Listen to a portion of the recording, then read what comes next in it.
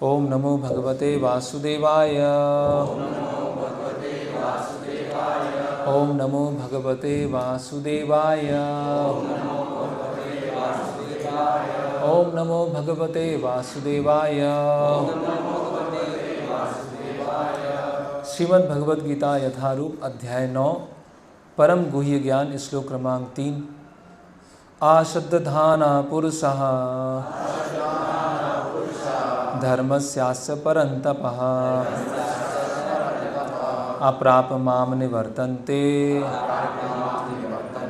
मृत्यु संसार वर्तमनि। आशद्धाना पुरुषा धर्मस्यास्य परन्तपः अप्राप माम निवर्तन्ते मृत्यु संसार वर्तमनि। आशद्धाना पुरुषा धर्मस्यास्य परन्तपः अप्राप माम निवर्तन्ते मृत्यु संसार वर्तमनि।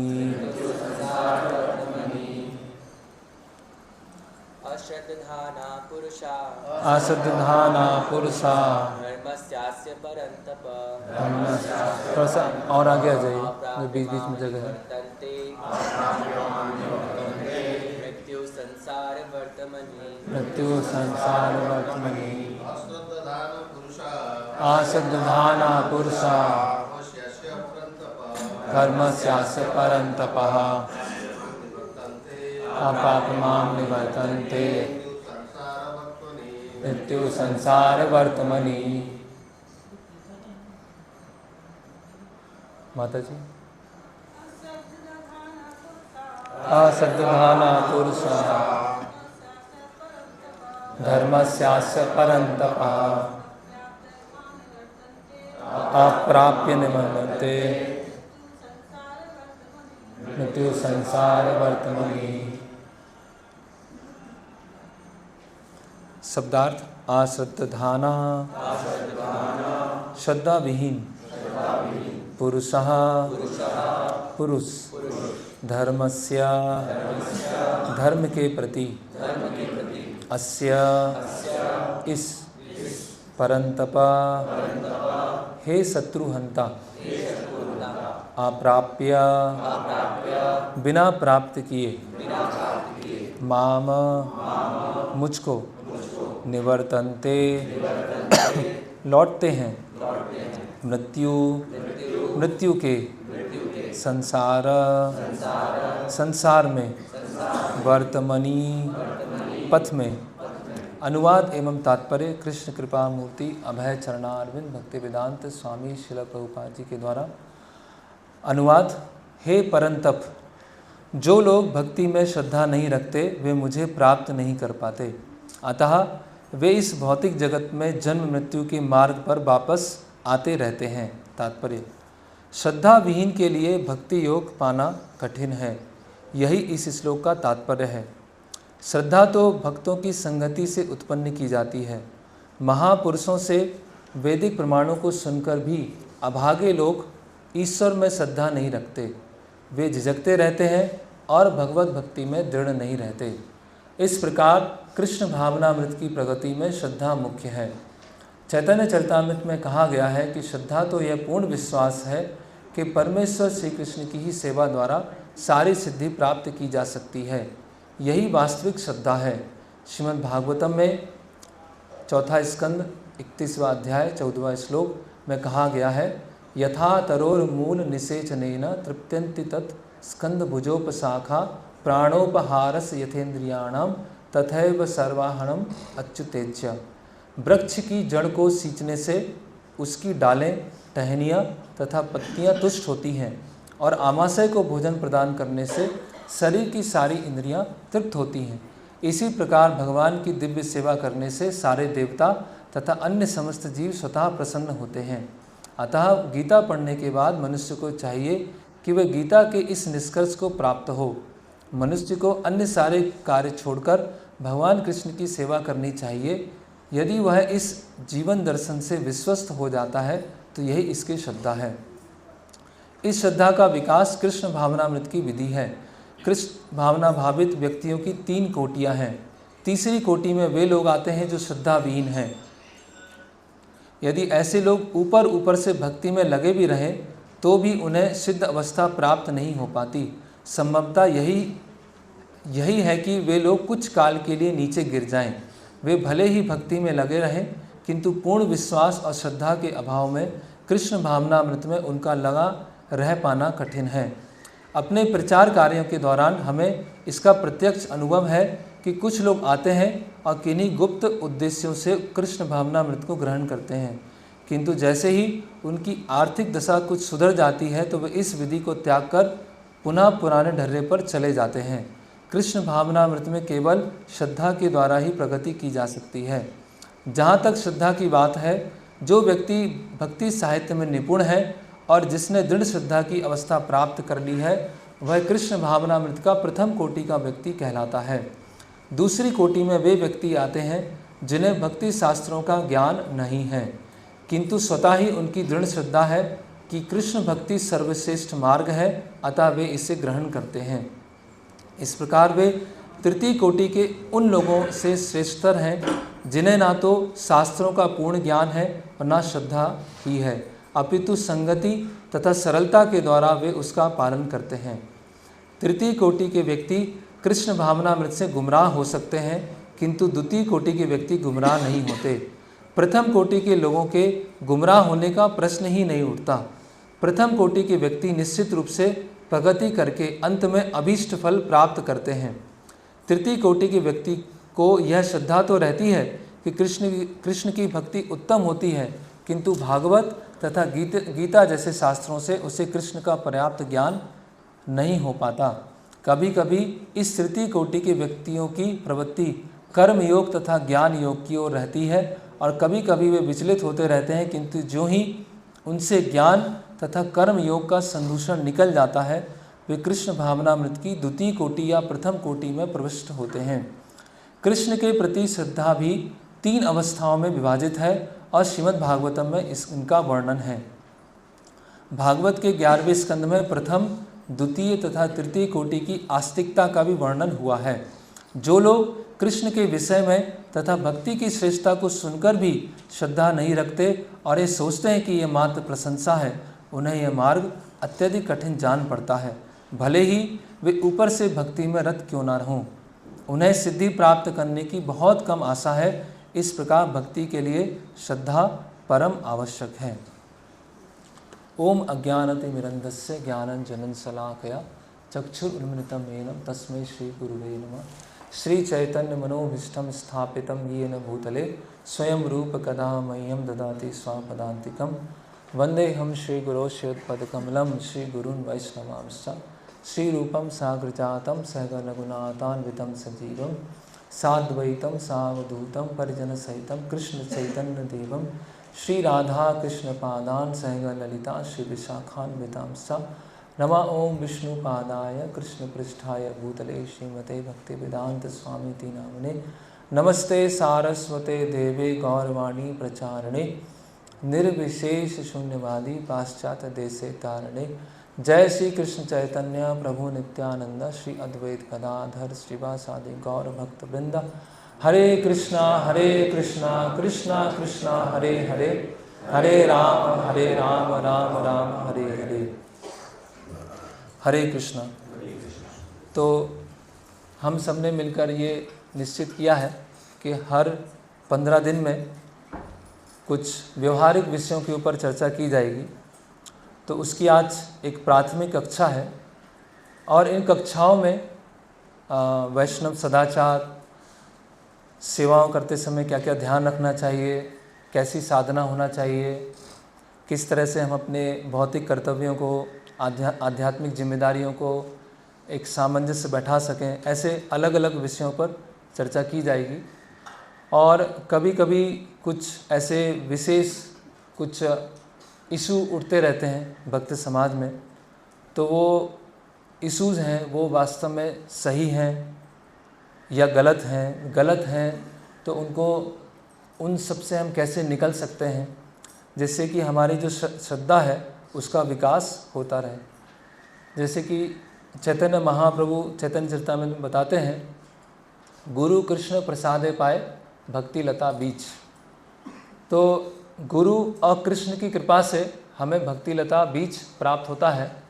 और इस बीज के बारे में श्रील प्रभुपाद जी लिखते हैं, ये बीज क्या होता है? श्रद्धा रूपी बीज होता है।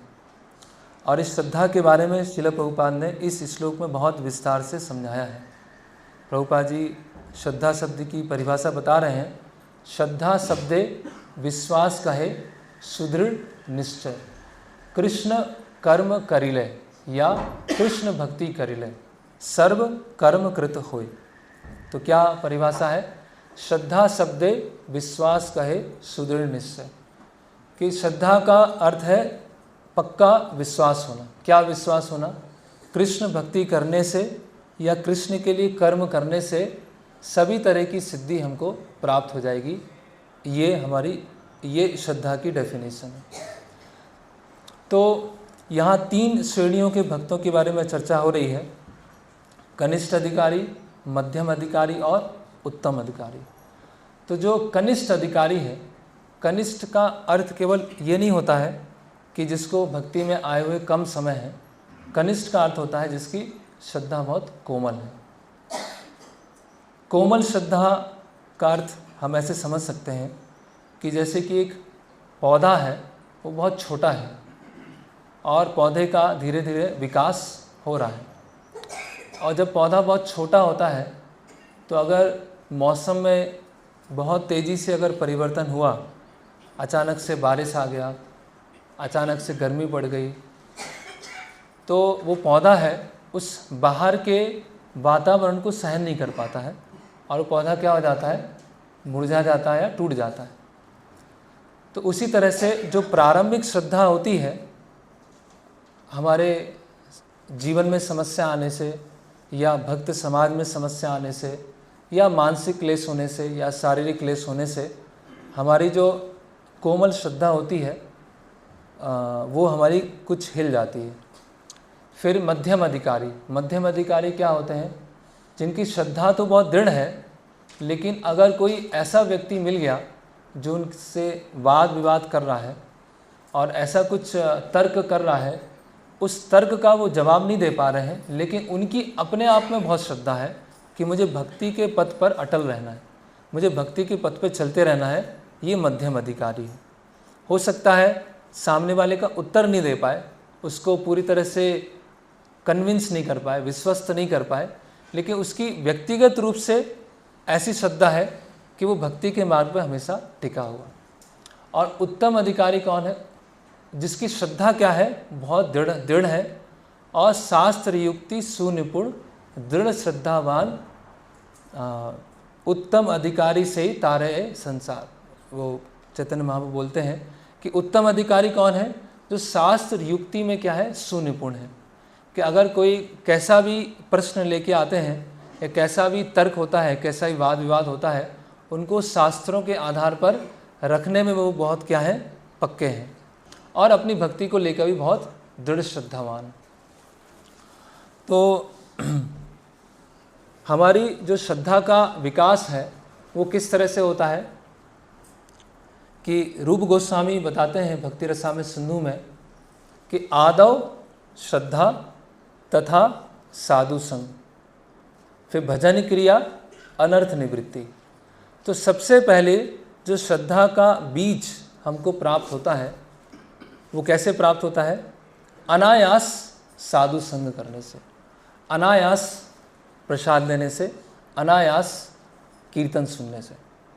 ऐसा हमारे अंदर एक श्रद्धा आ जाती है, एक बीज हमको प्राप्त होता है कि हमने कभी अचानक किसी भक्त का संग कर लिया या हमने प्रसाद लिया या कभी कीर्तन सुना या कभी किसी उत्सव में हम गए, वो हमने 5-10 मिनट वहाँ रुक कर आए, तो हमको एक क्या मिला? श्रद्धा का एक बीज मिला, जिससे हमको एक प्रारंभिक आकर्षण हुआ, एक प्रारंभिक रुचि हुई कि मुझे और जानना है, मुझे और सीखना है, मुझे और पढ़ना है, या ये पूरा आंदोलन क्या है इसके बारे में और समझने का मुझे प्रयास करना है। तो उस व्यक्ति ने अभी खुद के प्रयास से साधु संग करने का वो अभी जा रहा है। पहले क्या हुआ, उसने इतना कोई प्रयास नहीं किया, उतना कुछ एंडेवर नहीं लगाया, लेकिन अपने आप उसके जीवन में ऐसी चीज़ें हुई जिससे उसकी श्रद्धा विकसित हो गई, जिसको बोलते हैं प्रारंभिक श्रद्धा। लेकिन समय जैसे जैसे बीता उसकी ये श्रद्धा इकट्ठी होती गई। अभी वो खुद प्रयास कर रहा है कि मुझे साधु संघ में जाना है, वो खुद प्रयास कर रहा है मुझे शास्त्रों को पढ़ना है, खुद प्रयास करना है मुझे सेवा करना है। तो श्रद्धा के बाद आता है साधु संघ। और जब वो साधु संघ में मिलकर भजन क्रिया अलग अलग कार्य कर रहा है तो उससे क्या चालू होगी, भजन क्रिया चालू होगी। वो साधना भक्ति करना चालू करेगा।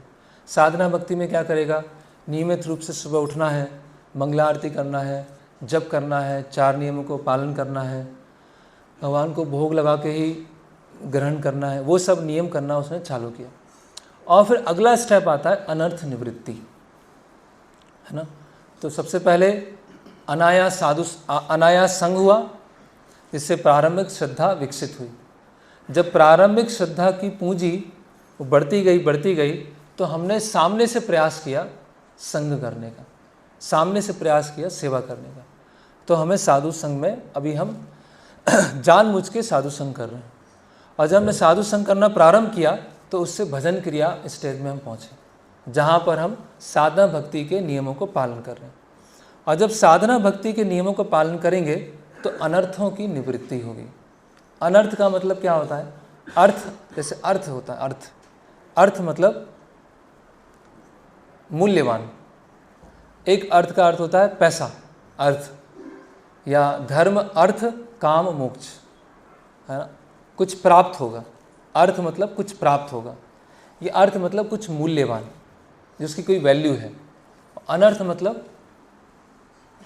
मतलब क्या है, वो मूल्यवान नहीं है, उसकी कोई वैल्यू नहीं है, लेकिन वो हमने अपने पास में रखी है, वो हमने अपने पास में वो अनर्थों को संजो के रखा है। तो भजन क्रिया करने से अनर्थ निवृत्ति प्रारंभ हुई, है ना। तो इस अनर्थ निवृत्ति के ऊपर ही आज हम चर्चा करने वाले हैं कि ये अनर्थ निवृत्ति क्या है, हमारी भक्ति का, ये भक्ति में कहाँ पर आता है। तो कुछ हमारे अनर्थ होते हैं जो प्रारंभिक दिनों में होते हैं। जब हम भक्ति में आते हैं तब हमारे कुछ अनर्थ होते हैं। कुछ अनर्थ होते हैं जब हमको 1-2 वर्ष हो जाता है, उस समय हमारे अनर्थ थोड़ा निकल के आते हैं। कुछ अनर्थ ऐसे होते हैं जो दीक्षा से कुछ समय पहले के हमारे अनर्थ होते हैं, उस समय अलग अलग अनर्थ निकल के आते हैं। जैसे एक व्यक्ति का अनर्थ हो सकता है कि उसको 4 नियम पालन करने में समस्या हो रही है, या वो बाहर का जो अन्न है वो ग्रहण नहीं करना है, केवल प्रसाद लेना है, वो इतना थोड़ा उसके अंदर हृदय दौर्बल्यता है, वो कर नहीं पा रहा है, उसको पता है सही है लेकिन फिर भी नहीं कर पा रहा है। तो ये प्रारंभिक दिनों के अनर्थ होते हैं, ठीक है। तो जब समय आगे बढ़ता है तो हमारे कुछ दूसरे तरह के अनर्थ निकल के आते हैं, जैसे कि सुबह उठने में समस्या हो रही है, या श्रील प्रभुपाद जी की पुस्तकें हैं वो हम नियमित रूप से नहीं पढ़ रहे हैं, या बहुत सारे कारणों की वजह से हम सेवा में नहीं लग पा रहे हैं, तो ये अनर्थ होते हैं। फिर दीक्षा होती है और दीक्षा होने के बाद फिर एक अलग तरह के अनर्थ निकलते हैं, है ना। उस समय फिर अलग अलग तरह की परीक्षाएं होती हैं। उसमें कभी हमारे अंदर कुछ प्राइड भी आ सकता है, घमंड भी आ सकता है, या हमारे कुछ दूसरे, जैसे प्रभुपाद जी यहाँ तात्पर्य में लिख रहे हैं कि हम कुछ दूसरा उद्देश्य लेके आए हैं भक्ति में, लेकिन वो जो दूसरा उद्देश्य है वो पूरा नहीं हो पा रहा है, इसकी वजह से सेवा करने का हमको उत्साह नहीं मिल रहा है। तो कैसे हम इस अनर्थों से निकलें। तो श्रील प्रभुपाद जी कहते हैं कोई भी संस्था होती है ना, या कोई भी समूह होता है, उसको बाहर से अगर कोई क्षति पहुंचाने का प्रयास करता है तो इतना क्षति पहुंचाना मुश्किल है उसको, लेकिन कोई अगर अंदर से क्षति पहुंचाने का प्रयास करे तो वो क्षति होती है वो बहुत गहरी होती है ना। उसकी भरपाई क्या होता है, उसकी भरपाई करने में बहुत समय चला जाता है, और कभी कभी तो उसकी भरपाई भी नहीं हो पाती। तो आंतरिक रूप से भक्तों का समूह है, उसमें जो समस्याएं होती हैं वो ज़्यादा गंभीर होती हैं, है ना, और अधिक उसका जो रूप होता है कभी कभी बहुत छोटा होता है और छोटा छोटा होते होते बिगड़ जाता है ना। लेकिन जो बाहर से समस्याएं आती हैं उसको फेस करने के लिए हम तैयार होते हैं, क्योंकि हमने शास्त्रों को पढ़ा है, भक्तों का संग है, तो उसकी वजह से हम उसको तुरंत उसको डिफीट कर लेते हैं। तो ये जो भक्तों का जो पूरा भक्ति साधना का विधि है, उसमें जो भक्तों का संग है और एक दूसरे ऊपर प्रभुपाद जी बोलते हैं कि ये हमारा जो पूरा मूवमेंट है वो किस पे बना हुआ है? Love and trust. ये पूरा मूवमेंट किससे बना है? प्रेम और विश्वास के ऊपर बना है। अगर भक्तों के बीच में प्रेम और विश्वास जितने अनुपात में होगा उतना बाहर से हमें कोई क्षति नहीं पहुंचा पाएगा, है ना। और जितना प्रेम विश्वास की कमी होगी उतना अंदर अंदर तो समस्या होगी, लेकिन बाहर से भी अगर क्षति आएगी तो जल्दी से हम डैमेज हो जाएंगे, जल्दी से हम समस्या में पड़ जाएंगे। तो एक बार श्रील प्रभुपाद जी के एक शिष्य थे, तो मायापुर मंदिर बन रहा था, तो मायापुर मंदिर के लिए बहुत सारा डोनेशन कलेक्शन करना था। तो वहाँ एक श्रील प्रभुपाद जी के शिष्य थे, वो भागवतम पढ़ रहे थे। तो भागवतम के वो पंचम स्कंद में पहुँचते हैं और पंचम स्कंद में जम्बू द्वीप का वर्णन है, और जम्बू द्वीप में बहुत सारे अलग अलग द्वीप, पर्वत, नदियाँ, सबका वर्णन किया गया। तो वहाँ पर एक पर्वत का वर्णन है, उसमें बताया गया कि वो सोने का पर्वत है, गोल्ड से बना, गोल्ड माउंटेन। तो प्रभुपाद जी के शिष्य प्रभुपाद जी से बोलते हैं कि प्रभुपाद आपने वो सोने का पर्वत देखा है? तो प्रभुपाद बोले कि हाँ वो देखा है, वो जम्मू द्वीप में है, यहाँ पर है, ऐसा है, और इस तरह से वो वहाँ पर पर्वत है। तो उनके शिष्य बोलते हैं तो प्रभुपाद आप मुझे अगर बता देंगे तो मैं वहाँ पर जा सकता हूँ। तो प्रभुपाद जी बोले वहाँ जाने की क्या आवश्यकता है? तो वो भक्त बोलते हैं कि अभी इतना बड़ा मंदिर बनना है, इतना सारा डोनेशन चाहिए है, तो मैं क्या वहाँ जाऊँगा और बहुत सारा सोना लेके मैं आ जाऊँगा। तो प्रभुपाद जी के जो शिष्य थे वो थोड़ा सा सोचते थे, तो कुछ असाधारण ही सोचते थे, है ना, थोड़ा सा हट के ही सोचते थे। तो मैं वहाँ जाऊँगा और पर्वत से बहुत सारा सोना लेके आऊँगा, जिससे कि मंदिर निर्माण आसान होगा। तो प्रभुपाद जी बोलते हैं कि मुझे वो सोना नहीं चाहिए, मुझे सोने जैसे भक्त चाहिए। अगर सोने जैसे भक्त हमारे मंदिर में होंगे तो मंदिर अच्छा होगा, मंदिर चलेगा। अगर आप वो सोना लेके आ जाएंगे और पूरा मंदिर बन जाएगा लेकिन वहाँ कोई भक्त नहीं होगा, तो उस ऐसे मंदिर का क्या फ़ायदा, ऐसा क्या लाभ। ऐसी और एक घटना आती है, थोड़ा सा आगे आ सकते हैं पीछे, माता जी आगे आ जाइए, यहाँ पर जगह है, आगे बैठ जाइए।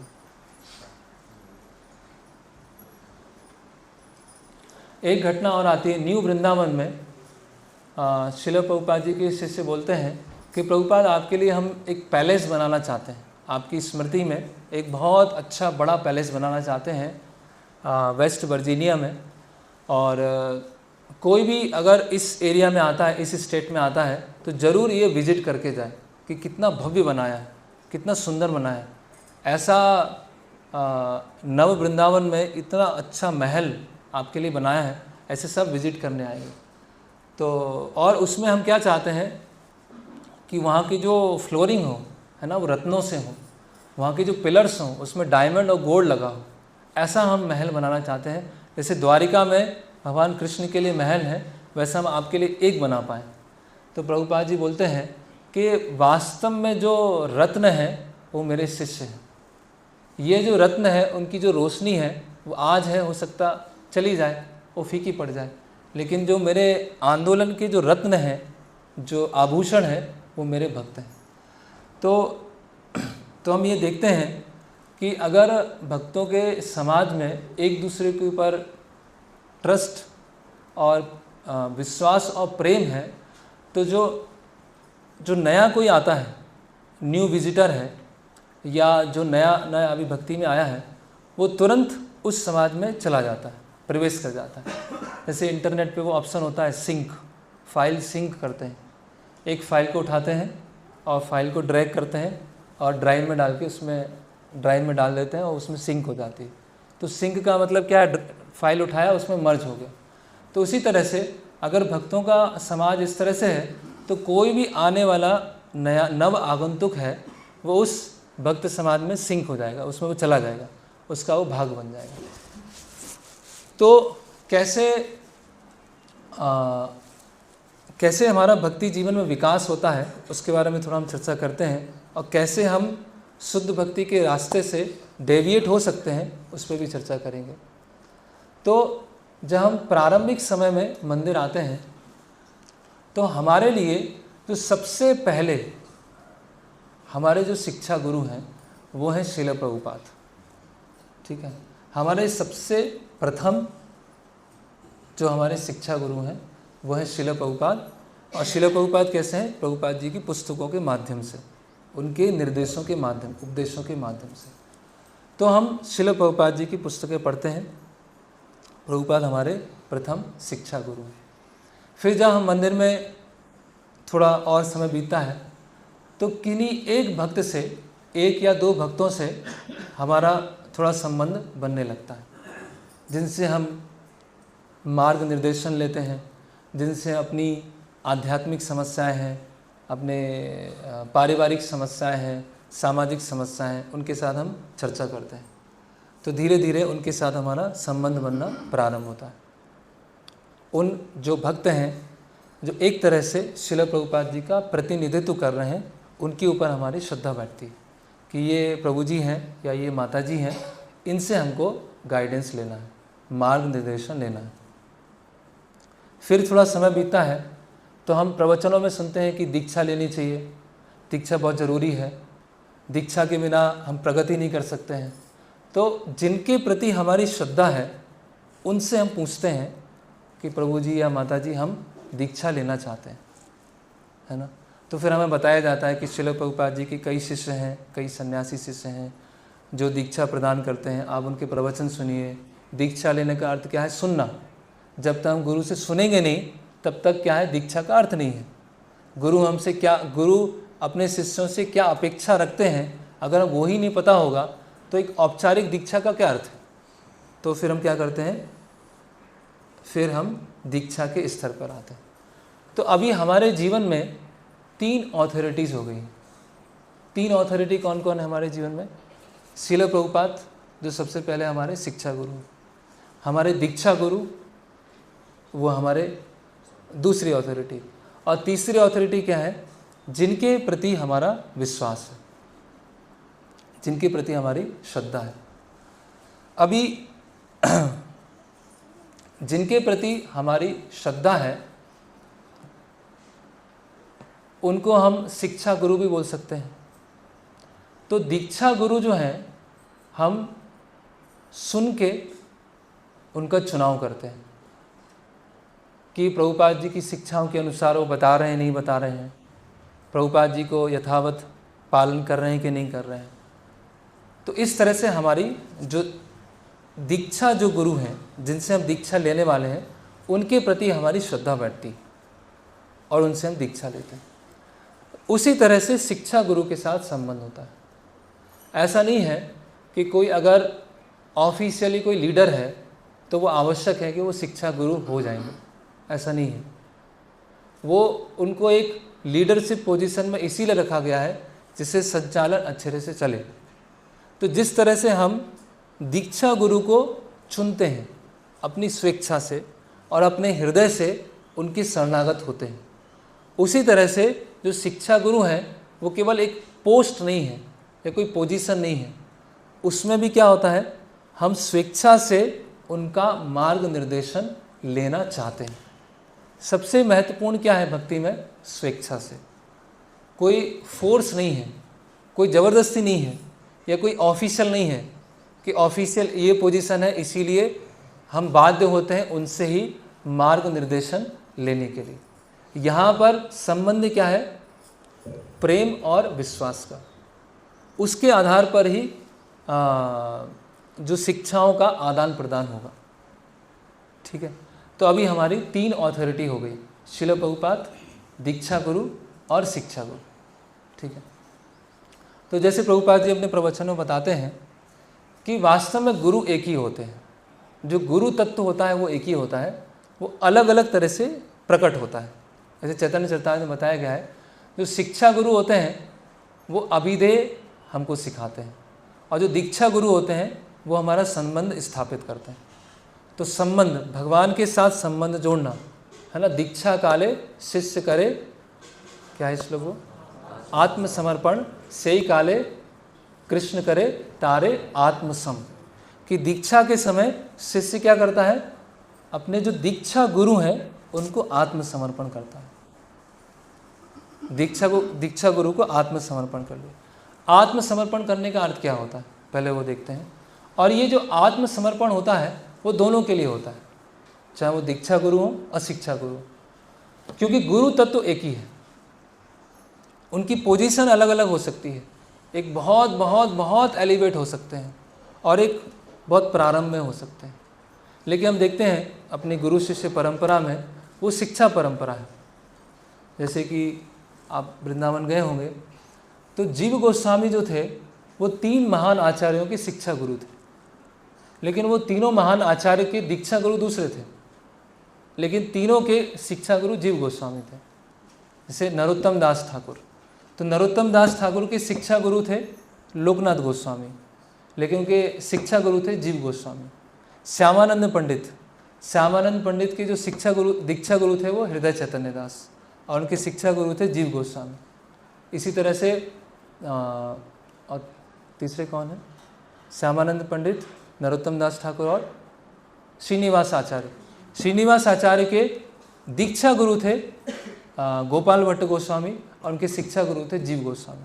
तो तीनों शिष्य थे, अपने शिक्षा गुरु के अंडर में रह के पढ़ाई कर रहे थे, और फिर शिक्षा गुरु ने आदेश दिया कि आप जाइए और बंगाल में, उड़ीसा में जाके प्रचार कीजिए। तो गुरु तत्व एक ही होता है। तो हमें क्या ध्यान रखना चाहिए जब हम अप्रोच करते हैं शिक्षा गुरु को, पहले दीक्षा गुरु को। ओके, तो जब हम दीक्षा गुरु के पास में जा रहे हैं, ये समझना बहुत ज़रूरी है, और इसको हमेशा याद रखना वो और भी ज़रूरी है। क्योंकि क्या होता है, इसको हम भूल जाते हैं। हम भक्ति में क्यों आए हैं, हमने दीक्षा क्यों ली है, हम साधु संघ में क्यों आए हैं, ये थोड़ा सा हमें बार बार अपने आप को रिमाइंड करने की ज़रूरत है। तो सबसे पहले हम दीक्षा लेते हैं। दीक्षा से ऐसा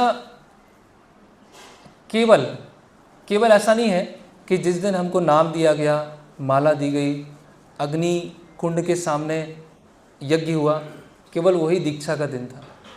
हमेशा दिव्यम ज्ञानम यतो दद्यात् कुर्यात् पापस्य संशय, कि गुरु जो हमको दिव्य ज्ञान देते हैं, तो किस मनोवृत्ति से हम दीक्षा लेते हैं। पहला है कि मुझे पता है कि मेरा हित किस में है, किस में नहीं है, मुझे ये नहीं पता। मेरे लिए अच्छा क्या है वो मुझे नहीं पता। मैं बहुत ही तुच्छ मूर्ख व्यक्ति हूँ, और मुझे पता नहीं है कि मुझे सेवा कैसे की जाती है। इसमें मैं पूरी तरह से कन्विंस हूँ, इसमें मुझे पूरा विश्वास है कि मुझे अपना हित पता नहीं है, मुझे अपना स्वार्थ पता नहीं है, इसमें मैं पूरी तरह से कन्विंस हूँ। तो ये हमारा ये पक्का विश्वास होना कि मैं अपना अच्छा नहीं सोच सकता, मुझे भक्ति में कैसे आगे बढ़ना है वो मुझे नहीं पता, इसीलिए मुझे किसी की शरण लेने की आवश्यकता है। ये हमारा पक्का विश्वास होना चाहिए, और ये विश्वास हमेशा बने रहना चाहिए। फिर गुरु का आश्रय ही मुझे सभी चिंताओं से, निराशाओं से निकालने का एकमात्र साधन है। अगर मैं गुरु के पास में जाऊंगा तो सभी तरह की चिंताएं, सभी तरह की निराशाएं, सभी तरह की समस्याएं उनके पास जाने से हल होंगी, इसमें मुझे विश्वास है। एक मरीज को खुद का इलाज करने का प्रयास नहीं करना चाहिए। अगर बीमारी बहुत गंभीर है, कई जन्मों की बीमारी है, कई जन्मों की, तो कई जन्मों की बीमारी है, अगर वो मरीज़ है वो खुद का इलाज करना चालू करेगा तो वो क्या करेगा, खुद का नुकसान कर लेगा। तो मैं बीमार हूँ, मुझे बहुत अच्छे एक डॉक्टर के पास में जाना है जो है आध्यात्मिक गुरु, उनके पास मुझे जाना है। ये चेतना हमेशा बनी रहनी चाहिए। फिर स्वतंत्र रहकर मैंने बहुत सारे दुख भोगे। जब जब मैं स्वतंत्र रहा, स्वतंत्र तरीके से मैंने कार्य करने का प्रयास किया, तब तक मैंने दुख भोगे हैं। अब मुझे स्वतंत्र नहीं रहना, अब मुझे आध्यात्मिक गुरु का निर्देश पालन करना है। अपने आध्यात्मिक गुरु जो मुझे निर्देश देते हैं, आदेश देते हैं, उनको ही अपने जीवन का प्राण समझना। ये हमें पूरा पक्का विश्वास होना चाहिए। श्रील प्रभुपाद बोलते हैं कि मैं अपने गुरु का ब्लाइंड फॉलोअर था, है ना। जब एक बार आध्यात्मिक गुरु से हमने उनका चयन कर लिया, उनसे दीक्षा ले ली, तो एक स्तर पर आकर जो गुरु महाराज बता रहे हैं अपने प्रवचनों के द्वारा, उनमें पूरा विश्वास होना और ये समझना कि अगर मुझे उनकी बात समझ में नहीं आ रही है तो उनमें त्रुटि नहीं हो सकती है, मेरी समझ में त्रुटि हो सकती है। इसमें भी बहुत अच्छा पक्का विश्वास होना चाहिए। अगर मुझे गुरु महाराज की कोई बात समझ में नहीं आती, उनके प्रवचनों में ये मुझे तर्कपूर्ण नहीं लगता है, तो मेरे में समस्या है, गुरु महाराज में बिल्कुल भी लेश मात्र भी कोई त्रुटि नहीं है। ये पक्का विश्वास होना चाहिए, है ना। फिर और ये साक्षात्कार होना चाहिए कि भौतिक जगत में कोई भी आश्रय लेने योग्य नहीं है, कि वह गुरु के माध्यम से ही मैं इस संसार से निकल सकता हूँ। अपने मन पर भी भरोसा नहीं कर सकता हूँ, अपनी बुद्धि के ऊपर भी भरोसा नहीं कर सकता हूँ। इस मन ने, इस बुद्धि ने, इन इंद्रियों ने मुझे बहुत धोखा दिया है, बहुत निराश किया है ना। इनकी संतुष्टि के लिए मैंने बहुत कार्य किया है, अभी मुझे इसको छोड़ना है और अपने जो गुरु हैं, गुरु महाराज हैं, उनकी आज्ञा का पालन मुझे करना है। ऐसा विश्वास हमें जो गुरु हैं, दीक्षा गुरु, उनके ऊपर पक्का विश्वास होना चाहिए। तब हम भक्ति में प्रगति कर पाएंगे, तब हम भक्ति में प्रगति कर सकते हैं। इसको बोलते हैं अटूट विश्वास। जैसे प्रभुपाद जी बोलते हैं कि उन्होंने विश्वनाथ चक्रवर्ती ठाकुर की टीका पढ़ी और टीका पढ़ने के बाद उन्होंने वो देखा, वो श्लोक व्यवसात्मिका बुद्धि एके है गुरु नंदना, उसमें विश्वनाथ चक्रवर्ती ठाकुर लिखते हैं कि गुरु के जो आदेश हैं वही मेरे प्राण हैं। चाहे मैं साधक अवस्था में हूँ, चाहे मैं साध्य अवस्था में हूँ, चाहे भौतिक जगत रहे या भौतिक जगत ना हो, मैं प्रसन्न हूँ, दुखी हूँ, लेकिन गुरु के आदेशों का पालन करना ही मेरा एकमात्र जीवन। ये पढ़कर श्रील प्रभुपाद जी ने निर्णय लिया कि मुझे अमेरिका जाके प्रचार करना चाहिए।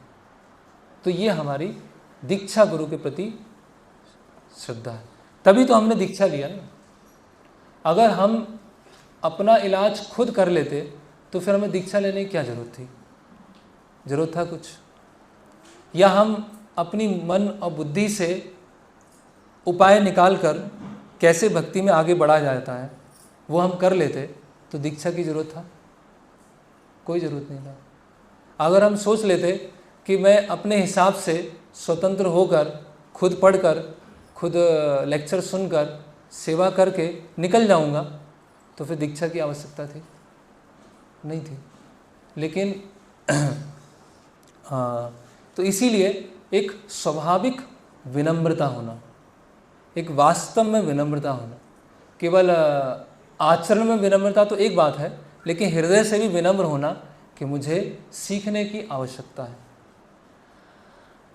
मुझे नहीं आता है और मुझे अपने, जैसे चैतन्य महाप्रभु क्या बोलते हैं ईश्वरपुरी से आने के बाद, गुरु मोरे मूर्ख देखी करीला शासन। तो ये भाव जो है हमेशा अंदर रहना चाहिए, पहले ये बात। फिर आता है जिनसे हम गाइडेंस ले रहे हैं, जिनको हमने शिक्षा गुरु के रूप में स्वीकार किया है। ऐसा नहीं कि कोई ऑफिशियल पोस्ट पर है, ये लीडर है, ये कमांडर है, ये प्रेसिडेंट है, तो वो हमारे शिक्षा गुरु हो ही जाएंगे, ऐसा नहीं है। वहाँ भी क्या होगा? स्वेच्छा से संबंध होगा। वो स्वाभाविक संबंध बनेगा कि उनसे हमको प्रेरणा मिल रही है कि नहीं मिल रही है, उनके जो निर्देश हैं वो दीक्षा गुरु के अनुसार है या नहीं है, उनके जो निर्देश हैं श्रील प्रभुपाद जी के अनुसार है या नहीं है। जब ये कन्फर्म हो गया तो उसके बाद उनके प्रति भी उसी अनुपात में शरणागति होगी जिस अनुपात में उनकी प्रगति है। जैसे मैंने बताया, स्तर एक भी हो सकता है, जैसे उदाहरण है जीव गोस्वामी, लोकनाथ गोस्वामी, जहाँ पर शिक्षा गुरु और दीक्षा गुरु के प्रति एक समान शरणागति है, लेकिन साधारणतः शरणागति में अंतर होता है, डिफरेंस होता है। तो उनके प्रति भी हमारी एक शरणागति कि उनसे हमें अपने जीवन में जो समस्या है उसके बारे में पूछना है, तो उनके ऊपर भी श्रद्धा रखना है ना। क्योंकि ये श्रद्धा कैसे ट्रांसफ़र हो रही है, श्रील प्रभुपाद जी के ऊपर था, फिर दीक्षा गुरु के हुआ, फिर शिक्षा गुरु हैं उनके ऊपर। इस तरह से वो श्रद्धा की लिंक बन रही है और इस तरह से हम परंपरा में जुड़े हुए हैं। तो फिर धीरे धीरे हमारा जीवन आगे बढ़ता है। तो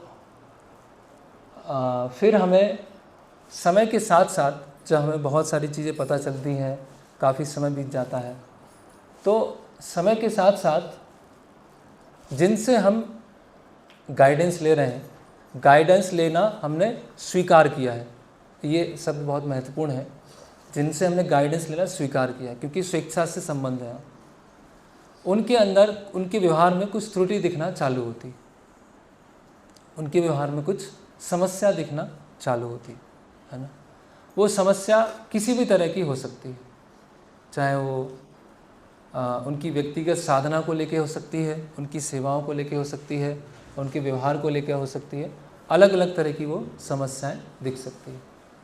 तो अभी हाल फिलहाल में कुछ 15 दिन या 1 महीने के अंदर कुछ ऐसी घटनाएं हुई हैं, तो इसीलिए लेक्चर रखा गया है। कुछ ऐसी घटनाएं हुई हैं जिसकी वजह से जो हमारी सबसे नींव है, श्रद्धा की नींव है, वो भी हिल सकती है। वो कैसे हुआ? तो जो भी भक्त के साथ हुआ वो एनोनिमस हैं, उनके बारे में चर्चा नहीं करेंगे, क्योंकि ये हमें भी सुनने को मिल सकता है या हमारे मन में भी आ सकता है ना, या हमारे अंदर भी प्रकट चीज़ हो सकती है। तो अभी उसके ऊपर छोटा सा ड्रामा भी होगा, भक्त लोग ड्रामा करेंगे कि कैसे जो श्रद्धा है वो हिल जाती है। तो कुछ समस्या हुई, सेवाओं को लेकर समस्या हुई, साधना को लेकर समस्या हुई, और उस समस्या में कुछ वास्तविकता थी, कुछ अवधारणाएं थी, एजम्पशन, कुछ वास्तव में समस्याएं हैं। समस्या सब जगह है, पूरा भौतिक जगत में समस्या है ना।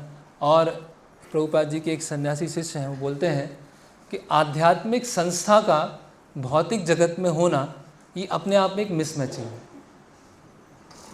Spiritual institution in material world is difficult proposal. ये बहुत टफ है, क्योंकि पूरा भौतिक जगत में लोग अलग तरह से व्यवहार करते हैं, और जब मंदिर में आते हैं तब अलग तरह से व्यवहार करते हैं। तो ऐसा तो होगा नहीं कि मंदिर के गेट के बाहर जैसे ही पहुँचे तो एक दूसरा रूप हो गया, और मंदिर के गेट के अंदर आए तो एक दूसरा रूप हो गया। ऐसा तो नहीं होने वाला।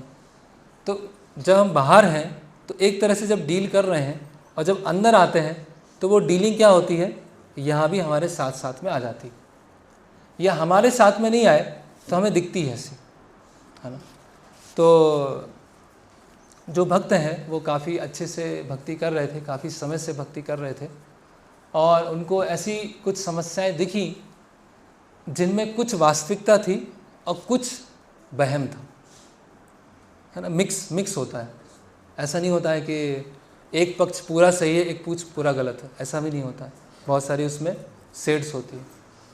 तो वो भक्त हैं। तो दूसरे जो अन्य भक्त थे, उन्होंने, जो भक्त थोड़े परेशान हैं और भक्ति में भी श्रद्धा बनाए रख पाना उनके लिए मुश्किल हो रहा है, तो उन्होंने बात किया दूसरे अन्य भक्त ने कि प्रभु आप तो बहुत अच्छे से भक्ति कर रहे थे, सब बढ़िया था, और आप सब सेवा भी करने आते थे, बहुत समय से सेवा करने नहीं आए, क्या हुआ? तो उन भक्त ने बोला, प्रभु क्या है, अब सब पॉलिटिक्स है, सब क्या चल रहा है, सब पॉलिटिक्स चलती है, कुछ सेवा वगैरह कुछ नहीं होती है, सब यहाँ पर जैसे बाहर के समाज में होता है वैसे ही यहाँ पर चल रहा है।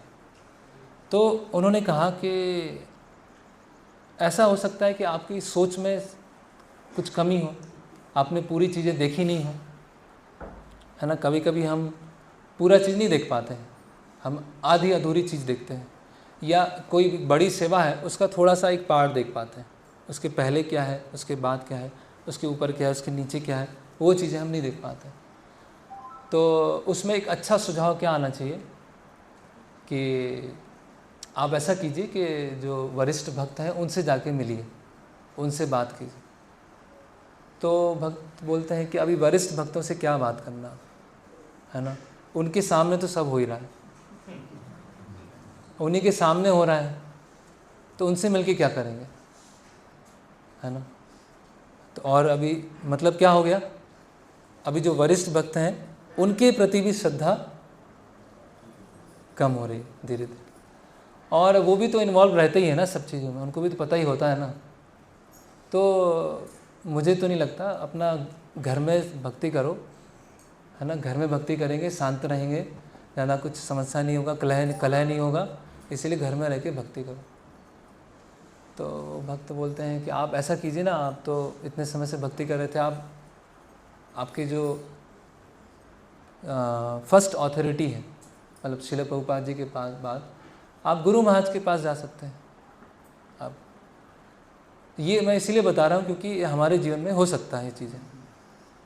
तो आप गुरु महाराज के पास में जा सकते हैं, आपके जो सबसे बड़े वेलविशर हैं, सबसे बड़े हितैषी हैं, वो तो गुरु महाराज ही है ना, उनसे बड़ा कौन हो सकता है। वो उनके प्रति तो आपकी शरणागति है, उनके पास जाइए। तो अभी हमने शरणागति में ये पॉइंट डिस्कस किए कि वो मेरे सबसे बड़े हितैषी हैं, मैं मूर्ख हूँ, मुझे पता नहीं है अपनी समस्याओं से कैसे निकले।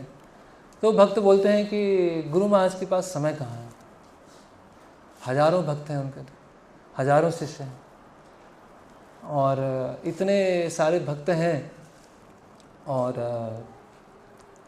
अगर महाराज से हम कुछ लिखते भी हैं तो महाराज तो अपने लीडर्स की सुनेंगे, वरिष्ठ भक्तों की सुनेंगे।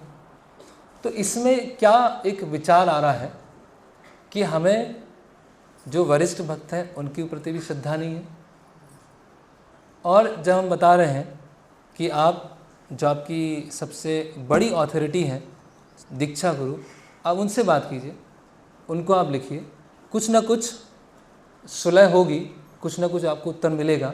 इसीलिए तो हमने गुरु स्वीकार किए हैं कि ऐसी परिस्थितियाँ बने तो उनके पास जाके उनसे मिलना है, विनीत भाव से प्रश्न करना है। तो महाराज तो क्या है कि जो वरिष्ठ भक्त बोलेंगे महाराज तो वही मानेंगे। मतलब मैं इतना बुद्धिमान हूँ कि जो वरिष्ठ हैं वो भी मेरी समस्या को नहीं समझ पाएंगे, और जो मेरे दीक्षा गुरु हैं वो भी मेरी समस्या को नहीं समझ पाएंगे। मैं इतना बड़ा बुद्धिमान व्यक्ति, है ना। तो ये जो स्थिति है ये बहुत ही डेंजरस है।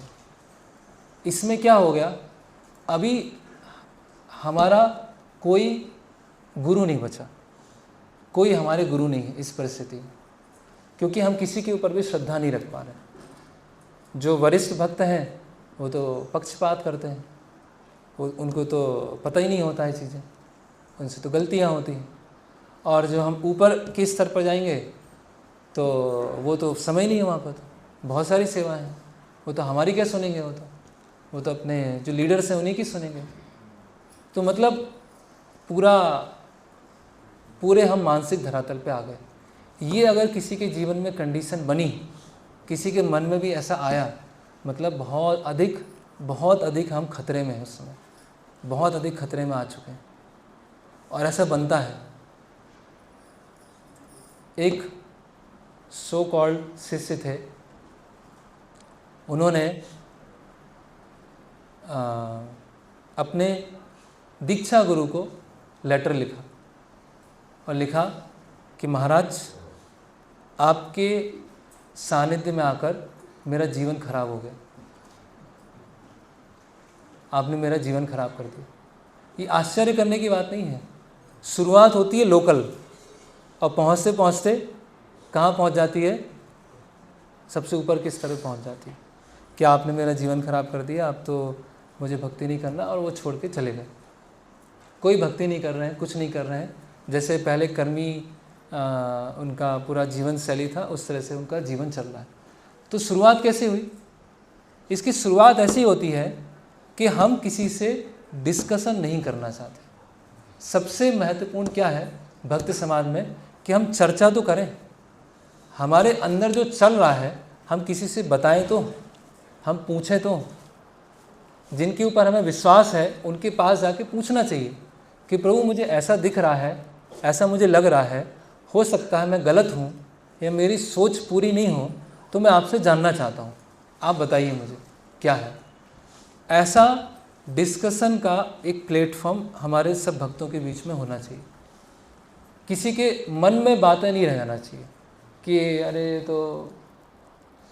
ये तो हमसे बाद में आए थे, इनको लेक्चर देने के लिए बोल दिया। मैं तो भगवत गीता, भागवतम, चैतन्य चरितामृत सब पढ़ रखी है, और ये आज ये माता जी तो बहुत बाद में आए, इनको IGF का लेक्चर देने दे दिया। हम तो कितने पुराने हैं, हमारी तो 2015-16 में दीक्षा हुई थी। प्रभु जी क्या है, बहुत पक्षपात करते हैं, बहुत पॉलिटिक्स चल रहा है यहाँ, बहुत पॉलिटिक्स है। तो मैं तो घर पे बैठ के ही अपना भक्ति करूँगा। अभी क्या हुआ, हमने एक घटना को देखा, हमने एक इंसिडेंट को देखा, और उस इंसिडेंट को देखकर जो हमारे अंदर डाउट आया, हमने किसी से चर्चा नहीं की। और चर्चा करने वाले भी कैसे मिल गए, जो आग लगाने वाले। हम है ना, वो होते हैं birds of same feather flocks together, एक ही रंग के पक्षी एक साथ उड़ते हैं। तो एक रंग के पक्षी वो एक साथ में आ जाते हैं। फिर ये बात होती है, लगता तो मुझे बहुत पहले से था, लेकिन अभी आप सही बता रहे हैं। आप मैं भी ऐसा सोच रहा था। तो यहाँ कोई पॉलिटिकल पार्टी का इलेक्शन चल रहा है क्या मंदिर में, कि वो एक पॉलिटिकल पार्टी, ये पॉलिटिकल पार्टी, वो पॉलिटिकल। सब भक्तों में विनम्रता, सरलता, हम दैवी गुण पढ़ते हैं, 16वें अध्याय में बहुत सारे दैवी गुण पढ़ते हैं। अभयम, सत्य, समशुद्धि, है ना, ज्ञान, योगा, व्यवस्थिति, सारे गुण पढ़ते हैं। तो वो गुणों को कहाँ अभ्यास करेंगे, उन गुणों का अभ्यास कहाँ होगा? वो भक्त समाज में ही होगा ना। वो केवल पढ़ने के लिए या याद करने के लिए, एग्ज़ाम लिखने के लिए तो नहीं होंगे। उनका अभ्यास करना ज़रूरी है ना। वो अभ्यास कहाँ हो? वो अभ्यास होगा जब हम साथ में सेवा करेंगे। तो वो जो भक्त हैं जिनकी मैं बात कर रहा हूँ, तो अभी उनकी स्थिति क्या बहुत ही गंभीर है, और अच्छे से वो भक्ति कर रहे थे, सब कुछ बढ़िया था, लेकिन उनकी स्थिति ऐसी है कि वो अभी लोकल लीडर, शिक्षा गुरु, दीक्षा गुरु, सबके प्रति उनको डाउट है। अभी उनकी अथॉरिटी कौन बचे हैं? श्रील प्रभुपाद, क्योंकि श्रील प्रभुपाद डायरेक्टली कुछ डांट नहीं रहे। अगर श्रील प्रभुपाद भी डांटना चालू कर दें तो फिर भक्ति सिद्धांत महाराज, क्योंकि जो भी हमको बोलेगा, जो भी हमको टोकेगा, जो भी हमको बताएगा, वो समय के साथ फिर हमारे अथॉरिटी नहीं बचेंगे, वो हमारे शिक्षा गुरु नहीं बचेंगे। तो कहाँ हमने आदौ श्रद्धा तथा साधु संग, वहाँ से प्रारंभ किया था। हमारी श्रद्धा धीरे धीरे बन रही थी, हम अनर्थ निवृत्ति की स्टेज में आए थे, हमारे अनर्थ धीरे धीरे निकल रहे थे, और हमने कुछ ऐसे घटनाएं हुई, या ऐसा हमने कुछ देखा, या ऐसा हमने कुछ सुना, उसके आधार पर धीरे धीरे धीरे धीरे धीरे धीरे करके जो हम गोल लेके आए थे। अभी हम खुद सोचें, अगर भक्त समाज में कुछ समस्या आती है, तो एक हमें विचार करना चाहिए कि जब मैं इनिशियल डेज में मंदिर आया था तो मैं क्या सोच के आया था। जब मैं प्रारंभिक दिनों में मंदिर आया था, क्या सोच के आया था? मैं ये सोच के आया था कि ये सब प्रॉब्लम आएगी, तो मैं भक्ति सीखने आया था, मुझे शुद्ध भक्त बनना है, इस जीवन में शुद्ध भक्त मुझे बनने का प्रयास करना है। अगर गुरु और कृष्ण की कृपा को मैं ले पाया तो, ये मैं सोच के आया था। उसका अवसर पूरा है, उसका अवसर पूरा दिया जा रहा है, उसमें कोई कमी नहीं है। तो मैं ये जो बीच बीच में कुछ समस्याएं आती हैं उससे परेशान होने की क्या आवश्यकता है।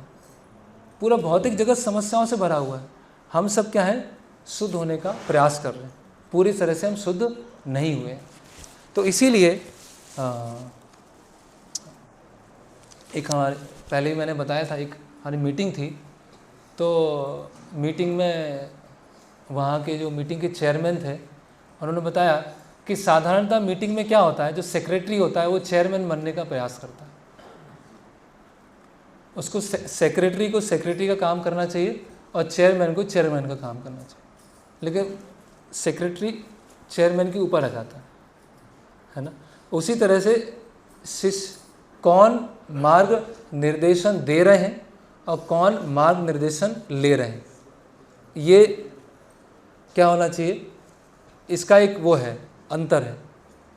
तो कभी कभी क्या होता है, जो आध्यात्मिक रूप से मार्ग निर्देशन दे रहे हैं जिनको, वही उनके मार्गदर्शक बनने का प्रयास करते हैं।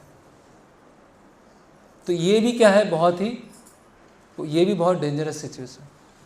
सलाह विचार विमर्श ये तो हमेशा होना ही चाहिए, जिससे हम अपनी साधना को, सेवा को अच्छे से कर सकें। तो और इस तरह से क्या होता है कि ऐसे बहुत सारे एक बार मैं 2015 या 16 में मायापुर में बुक डिस्ट्रीब्यूशन करने गया था। तो वहाँ पर गुरु महाराज की बुक्स का स्टॉल लगा था। तो वहाँ पर ऐसे कई भक्त टकराए वहाँ पर, जो कोई 10 साल से है, कोई 15 साल से है, 20 साल से है, और सब ऐसी बात कर रहे थे कि उनकी बात सुन के हतोत्साहित हो जाएंगे, निराश हो जाएंगे। अरे आप तो अभी नए हो, कितना समय हुआ आपको? अच्छा, मैं तो इतने समय से हूँ, सब देख रखा है मैंने, अंदर से बाहर सब देख रखा है ना। तो बहुत अधिक अपने आप को इन्वॉल्व करने की ज़रूरत नहीं है, थोड़ा दूर रह के भक्ति करना चाहिए। बहुत पास आके, अंदर आके भक्ति करेंगे तो मेरे साथ बहुत गलत हुआ, तुम्हारे साथ भी ऐसे ही होगा। तो मैं तुम्हारा हितैषी हूँ, करना है जो तुमको तुम ही करो, लेकिन मैं तुम्हारा हितैषी हूँ, इसलिए मैं तुमको बता रहा हूँ। ऐसे कई भक्त मिले थे, बहुत सारे ऐसे भक्त मिले थे, है ना। और ऐसे हमको भी मिल सकते हैं, और ऐसे भक्त धाम में घूम रहे होते हैं। आप वृंदावन जाएंगे, मायापुर जाएंगे, वहीं ऐसे बहुत सारे भक्त मिल जाएंगे। अभी जिसकी कोमल श्रद्धा होगी वो क्या सोचेगा, अरे यार मुझे तो पता ही नहीं था, ये तो मुझे तो मालूम ही नहीं था, कितना सही बता दिया, आंखें खोल दी मेरी। तो अभी तो मुझे चौकन्ना रहना चाहिए। और उससे धीरे धीरे क्या होगा, हम किसी की शरणागति नहीं ले पाए। तो ऑफिशियल रूप से हम दीक्षित हैं, लेकिन आंतरिक रूप से हम दीक्षित नहीं हैं अभी, क्योंकि हमारी श्रद्धा चली गई। कम से कम हमारे जीवन में 1-2 भक्त तो ऐसे होना चाहिए जिनके पास जाकर हम पूरी तरह से डिस्कशन कर सकें, पूरी तरह से चर्चा कर सकें, जिनके ऊपर हमारा ट्रस्ट है, जो हमारी बातों को कॉन्फिडेंशियल रखें, गुह्य रखें, और उनसे हम विचार विमर्श कर सकें। कम से कम 1 या 2 भक्त ऐसे हमारे जीवन में होना चाहिए। अगर ऐसा नहीं है तो बहुत अधिक चांस है, जब कुछ समय बीतेगा, कुछ समय निकलेगा, उसके बाद हम भक्ति में रख पाना, अपने आप को टिका पाना बहुत मुश्किल हो पाएगा, बहुत मुश्किल हो पाएगा। इसीलिए हम देखते हैं एक माता जी हैं, उन्होंने एक बुक लिखी है। उसमें बुक में वो बताते हैं कि मैं यूरोप में एक मंदिर में गई वहाँ पर, और मैंने देखा कि डीटीज़ को छोड़कर सब नए थे वहाँ पर। केवल डीटीज़ ही चेंज नहीं हुई थी, बाकी सब वहाँ भक्त सब चेंज हो चुके थे। पुराना भक्त कोई नहीं दिख रहा था वहाँ, सारे नए भक्त दिख रहे थे। तो ऐसा क्यों होता है? ऐसा हमारे जीवन में भी हो सकता है। तो अभी 5 से 10 मिनट का एक ड्रामा है, भक्त लोग ड्रामा करेंगे, और फिर उसमें हम देखेंगे कि हमारी सही मनोवृत्ति क्या होती है और गलत मनोवृत्ति क्या होती है जब ऐसी घटनाएं होती है। हरे कृष्णा। और उसके बाद फिर 10-15 मिनट कंटिन्यू करेंगे। ओके, आ जाइए। हरे कृष्णा प्रभु जी। हरे कृष्णा। अबो अबोध अबोध प्रभु, प्रभु, हरे कृष्णा। बहुत समय से बड़े नहीं। समय के बाद दिखाई दे रहे, कैसे हैं आप? प्रभु जी थोड़ा गया था काम के सिलसिले में, शहर से बाहर था, लेकिन अब आ गया। साधना भक्ति कैसी चल रही है? साधना भक्ति बस चल रही है प्रभु। ओके। अरे अपने संशय प्रभु देखिए। अरे संजय प्रभु, अरे बहुत बड़े दिनों बाद। बाद ऐसा लग रहा है आज पश्चिम में सूर्य उदय हुआ है प्रभु जी, कहाँ से कैसे इतने दिनों बाद? बस कुछ पर्सनल काम में व्यस्त था। और क्या, और आप तो ऐसा बोल रहे हैं जैसे 2-3 साल में मैं एक बार मंदिर आता हूँ। अभी कुछ दिन पहले ही तो आया था ना। अरे आप तो बुरा ही मानिए प्रभु जी, मेरा ऐसा कुछ नहीं था। बात ही ऐसी कर रहे हैं बुरा मानने वाली। प्रभु जी कब आए थे आप पिछली बार?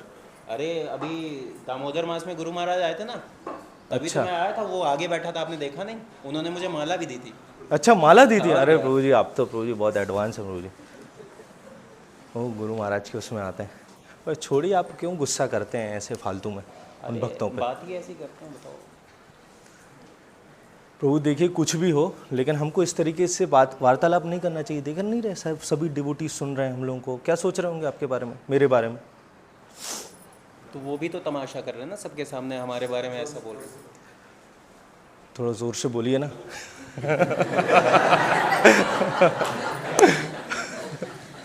वो भी तो सबके सामने हमसे ऐसे बात कर रहे हैं ना। वो कनिष्ठ भक्त हैं, हम इतने वरिष्ठ हैं, हमसे ऐसा बात कर रहे हैं।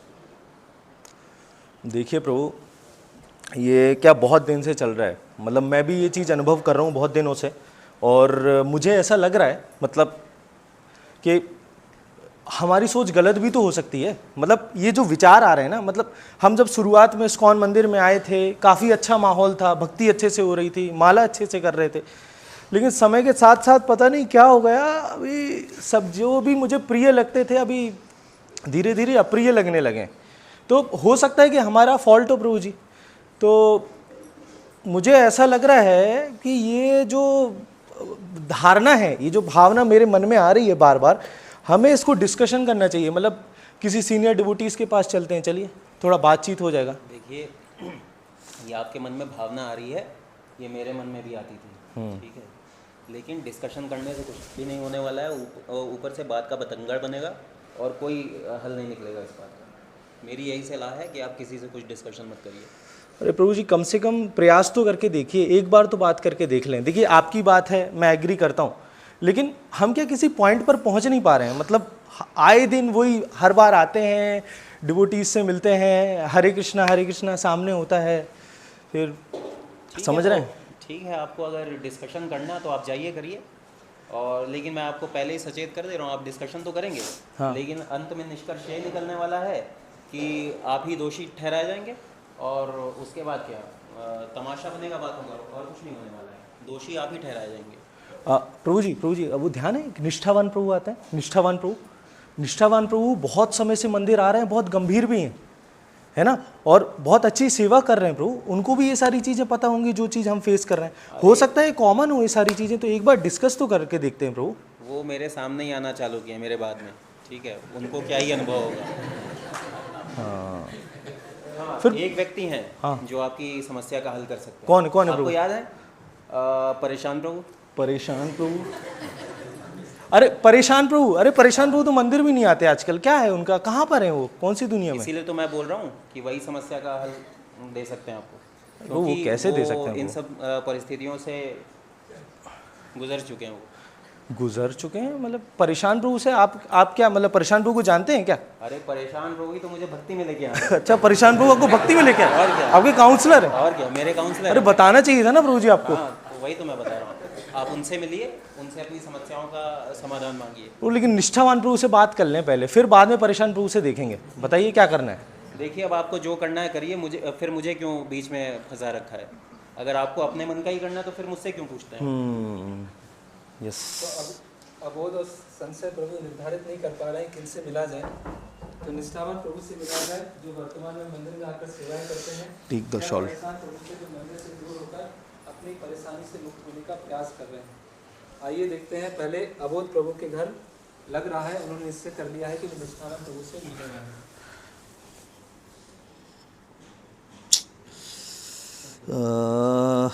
किससे बात करूं, कुछ समझ में नहीं आ रहा है। संशय प्रभु तो कह रहे थे कि परेशान प्रभु से बात करूं, लेकिन परेशान प्रभु मेरे काउंसलर थोड़ी हैं, मंदिर भी आते नहीं हैं। निष्ठावान प्रभु से मिलता हूँ, वो मेरे को अच्छे से जानते भी हैं। मेरे शिक्षा गुरु ने भी बताया था एक बार कि निष्ठावान प्रभु से पूछ लिया करो। किससे बात करूं? संशय, प्रभु ने मेरे मन में संशय डाल दिया।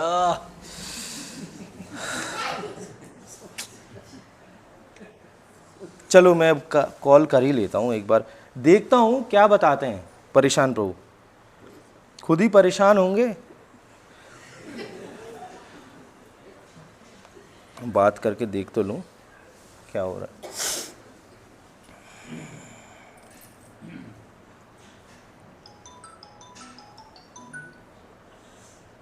हेलो, कौन?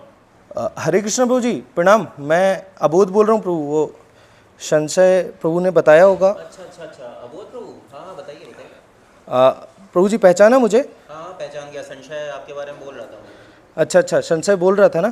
प्रभु जी मैं आपसे कुछ इम्पोर्टेंट टॉपिक्स पर बात करना चाह रहा था, आपके पास टाइम है? अभी डिस्कस कर सकते हैं? हाँ बिल्कुल। ओके प्रभु, जैसा आपको पता है, मतलब संशय प्रभु ने बताया था कि आप बहुत सीनियर डिवोटी हैं, और मतलब मैं आपसे प्रश्न बाद में करूंगा। मतलब मेरे खुद के कुछ प्रश्न थे, और आप इतने अनुभवी हैं तो मैंने सोचा कि मैं आपसे एक बार पूछ लूं, तो आप मुझे सही बताएंगे प्रभु जी, ठीक है? अरे अवश्य, आप जब भी कोई समस्या हो हमको कॉल कर लिया करिए।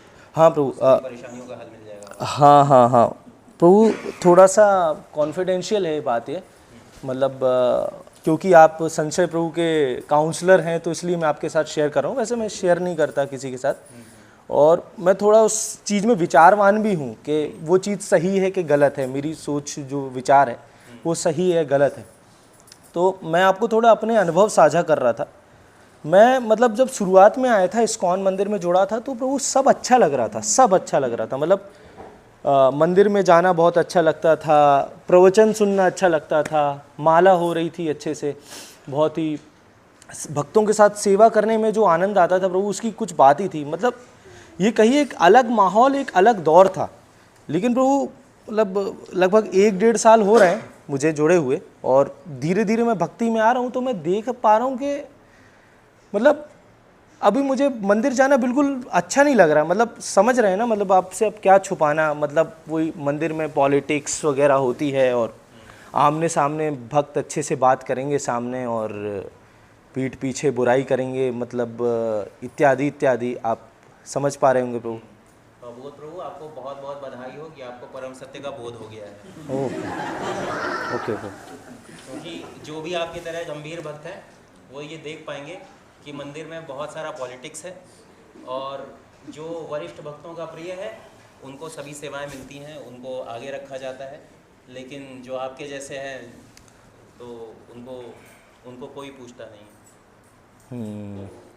लेकिन प्रभु ये मतलब ये संशय प्रभु ने भी कहा था, लेकिन मैंने उनको यही बोला था कि ये हमारा एक सोच भी हो सकती है, ऐसा हमने मन में बना के बैठ गए कि ऐसा ऐसा होता है। तो क्यों ना हम इन मुद्दों को अपने वरिष्ठ भक्तों के साथ शेयर करें, पहले उनके साथ साझा करें और स्पष्ट करें कि एक्चुअल में क्या इशू चल रहा है, तो शायद वो हमें कुछ सॉल्यूशन बताएं। सोच तो आप अच्छा रहे हैं। पहले मैं भी ऐसा ही सोचता था जब नया नया था। मुझे भी ऐसे समस्याएं होती थी, तो मैंने भी 2-4 बार प्रयास किया वरिष्ठ भक्तों से बात करने का। हाँ। लेकिन सबसे बड़ी समस्या जो उसमें आती है कि एक तो वरिष्ठ भक्तों के पास इतना समय नहीं होता है, और दूसरा जो वरिष्ठ भक्त हैं वो हमारे बारे में कितना ही जानते हैं, बहुत थोड़ा सा जानते हैं, या जो हमारे शिक्षा गुरु हैं वो भी बहुत थोड़ा सा हमारे बारे में जानते हैं। तो इसलिए वो जो समस्याओं का हल देते भी हैं वो इतना प्रैक्टिकल नहीं होता है, और अधिकतर तो हल कुछ निकलता नहीं है। तो इसलिए मैं तो आपको यही सजेस्ट करूँगा कि आप जो है किसी से कोई भी हल लेने के लिए मत जाइए प्रभु। लेकिन ऐसे कैसे कार्य होगा? मतलब किसी को तो हमको बोलना पड़ेगा ना। हम जैसे प्रभुपाद के आंदोलन में आए हैं, तो जैसे हमने प्रवचनों में सुना हुआ है कि हमें ज़रूर अपने एक, जैसे हम दीक्षित हैं प्रभु, है ना, गुरु महाराज के अंडर रह रहे हैं, तो हमको हमको किसी ना किसी को तो हमको अपना अपडेट बताना होगा ना, किसी के अध्यक्षता पर रहकर हमको कार्य करना होगा। हम मनमाने तरीके से तो कोई भी निर्णय नहीं ले सकते। आपका क्या कहना है प्रभु इस बारे में? क्षमा कीजिए प्रभु, थोड़ा ज़्यादा बोल दिया तो। नहीं ठीक है। देखिए क्या है कि प्रवचन एक चीज़ है। हाँ। प्रवचन में तो बहुत कुछ बोला जाता है, लेकिन क्या फॉलो होता है वो तो आप देख ही रहे हैं और हमने तो देखा ही है। तो प्रवचन में कहना कि वरिष्ठ वक्तों से डिस्कशन करना चाहिए, ये सब कहने की बातें हैं, लेकिन जब आप डिस्कशन करने जाइए तो क्या होता है? कुछ नहीं होता, कोई समस्या का हल नहीं मिलता है। और रही बात गुरु महाराज की, तो आप गुरु महाराज से कितनी बार मिले आज तक? प्रभु जी गुरु महाराज से मैं मतलब 2 या 3 बार, मतलब व्यास पूजा में गया था प्रभु जी, वहाँ दर्शन हुए थे महाराज के। हाँ। तो आपको याद है महाराज पिछली बार भोपाल कब आए थे? पिछली बार भोपाल कब आए थे? हाँ प्रभु, अरे दामोदर मास में ही तो आए थे, कार्तिक मास चल रहा था जब तो उस गुरु महाराज आए थे ना, 3 दिन का कार्यक्रम था। तो उस समय आप महाराज से व्यक्तिगत रूप से मिल पाए थे? नहीं प्रभु, क्या है, बहुत सारे भक्त थे और मतलब बहुत अन्य भक्त भी थे, ऐसे तो मिलना नहीं हो पाया क्योंकि बहुत प्रवचन भी हैं गुरु महाराज के और शेड्यूल भी थोड़ा सा टाइट था, इस वजह से मिलना नहीं हो पाया। अगली बार आएंगे तो प्रयास करूँगा प्रभु जी। तो अगली बार जब आएंगे तो भी यही होगा, आप मिलने का प्रयास करेंगे, लेकिन होगा क्या कि जो वरिष्ठ भक्त हैं वो उनको घेरे रहेंगे। हाँ। है ना, जो आपके शिक्षा गुरु हैं वो उनको घेरे रहेंगे, आपके जो मंदिर के वरिष्ठ भक्त हैं उनको घेरे रहेंगे, उनके पास बिल्कुल समय नहीं होगा। और आपको क्या लगता है, आप अगर उनसे मिलते भी हैं, अपनी समस्याओं को उनके सामने उनके समक्ष प्रस्तुत भी करते हैं, तो क्या लगता है आपको कि वो आपकी बात सुनेंगे या जो अन्य जो वरिष्ठ भक्त हैं उनकी बात सुनेंगे? क्या लगता है आपको? तो इसलिए मैं कहता हूँ कि इन सब पचड़ों में मत पड़िए। क्या सही है, क्या गलत है, क्या न्याय है, क्या अन्याय है, इन सबको छोड़िए और अपना घर पे रहिए, भक्ति करिए, जप करिए। प्रभु इसमें मैं सोच रहा था, एक बार शिक्षा गुरु हैं मेरे आने वाले हैं, कल परसों तक आ जाएंगे भोपाल, अभी गए हुए थे किसी कार्य से, तो मैं सोच रहा हूँ एक बार शिक्षा गुरु से एक बार डिस्कस कर लूँ, क्योंकि प्रभु क्या है, मैं उनका बहुत आभारी हूँ। मैं इस्कॉन मंदिर में जुड़ने से पहले मैं अलग अलग अन्य स्थानों में गया और वहाँ मुझे आध्यात्मिक ज्ञान के तौर पे एक चीटिंग मिला, मतलब लोग धोखा देने वाले ज़्यादा बैठे हुए थे, कोई प्रॉपर नॉलेज बताने वाला नहीं था आध्यात्मिक ज्ञान क्या है, और कोई ऐसा प्रमाणिक व्यक्ति नहीं था जो बता पाए कि भगवान कौन है, मेरा वास्तविक मेरी पहचान क्या है, मेरी आइडेंटिटी क्या है और मेरे जीवन का लक्ष्य क्या है। लेकिन जब मैं इस्कॉन मंदिर में आया तो शिला प्रभुपाद की कृपा से, शिला प्रभुपाद की पुस्तकों को पढ़कर और जो मेरे शिक्षा गुरु हैं उनकी कृपा से, उनके प्रवचनों को सुनकर मैं ये जान पाया कि मेरी वास्तविक स्थिति क्या है, मतलब मैं वास्तव में हूँ कौन। मैं अपने आप को शरीर मानकर बैठा हुआ था और उन्होंने मुझे बताया कि किस प्रकार मैं शरीर से अलग हूँ, मैं आत्मा हूँ और भगवान श्री कृष्ण का अंश हूँ। तो प्रभु ये सब जब मुझे पता चला तो मुझे ऐसा लगा कि जैसे ये वास्तव में मैंने जीवन की एक पूर्णता प्राप्त की है। तो मुझे विश्वास है कहीं ना कहीं कि शिक्षा गुरु, भले गुरु महाराज समय ना दें, शिक्षा गुरु मुझे समय देंगे, वो मेरी बात सुनेंगे, वो मेरी बात को समझेंगे। आपको क्या लगता है प्रभु? आवाज़ आ रही प्रभु मेरी? हाँ हाँ हाँ प्रभु जी, हाँ हाँ।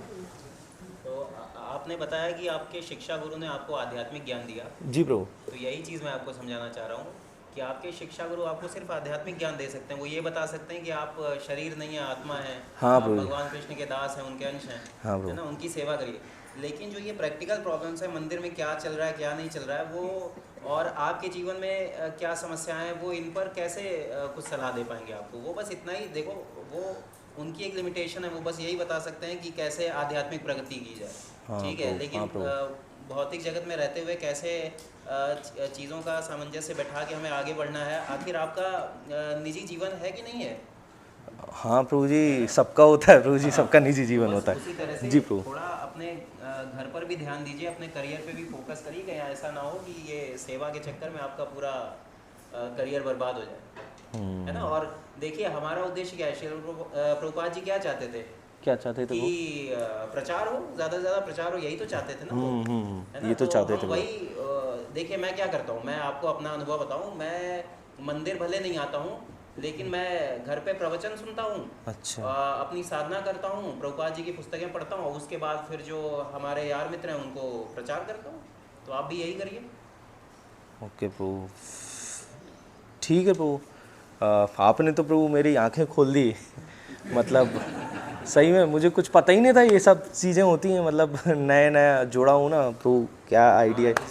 इसलिए कोई काउंसलर होना बहुत आवश्यक है। और आप तो हमेशा कभी भी कोई समस्या हो तो हमको निसंकोच फ़ोन करिए। अरे प्रभु आपको ही कॉल लगाऊंगा आपकी बार। एक और चीज़ आपको बताएं। हाँ प्रभु, हाँ। आपको अगर कोई और ऐसा भक्त मिले जो आपकी तरह परेशान हो, हाँ प्रभु जी। तो उनको मेरा नंबर दे दीजिए। हाँ प्रभु जी। मुझे कॉल कर लेगा। हाँ प्रभु जी। तो इस बहाने मेरी वैष्णव सेवा भी होती रहेगी। हाँ प्रभु जी, ज़रूर ज़रूर।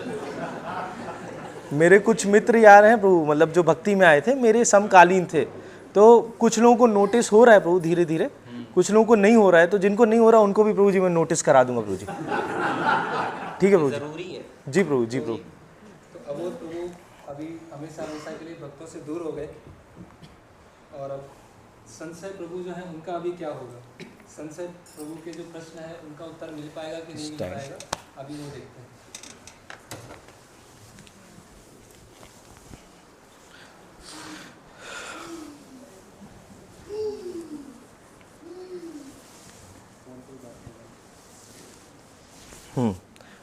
Just talk and think.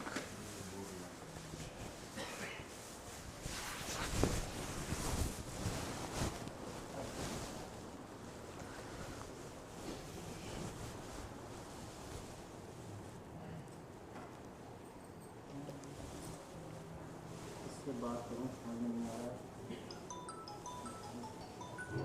निष्ठावान को ये इस समय कॉल कर रहा है। हरे कृष्णा। हरे कृष्णा प्रभु, प्रणाम। प्रणाम। बताएं। अरे प्रभु जी कैसे हैं? बहुत बढ़िया हैं, आप बताएं। हाँ प्रभु जी मैं भी अच्छा हूँ। एक्चुअली मैं आपके घर के पास से गुजर रहा था, सोचा आपसे मिलता जाऊँ। मैं निष्ठावान बात कर रहा हूँ प्रभु। अच्छा, हाँ हाँ। तो आप हमसे फ़ोन पे ही बात कर लीजिए, क्योंकि अभी हम बाहर आए हुए हैं। अच्छा, आप बाहर आए हुए हैं क्या? ओके ओके ओके, ठीक है। बाहर मतलब व्यस्त हैं या फिर फ्री हैं? अच्छा ओके प्रभु। तो और कैसे हैं प्रभु जी? आप बहुत समय से मंदिर आ रहे हैं, दिख नहीं रहे हैं मुझे। मतलब मैंने सोचा कि मैं आपको थोड़ा एक बार पर्सनली कॉल कर लूँ, पूछूं कि क्या प्रॉब्लम है, कुछ इशू तो नहीं है एग्जैक्टली। मतलब आप मंदिर आना बंद कर दिए हैं? अरे क्या मंदिर है बताइए। पहले इतनी अच्छी भक्ति चल रही थी, मंदिर आने लगे तो उसके बाद फिर हमारी भक्ति कमज़ोर पड़ने लगी, हमारी प्रगति रुकने लगी, तो हम छोड़ दिए मंदिर आना। घर पे रह के भक्ति करते हैं आराम से। अच्छा, तो आप स्पष्ट करेंगे थोड़ा, मतलब भक्ति रुक गई मंदिर में आने से, मतलब मैं समझा नहीं।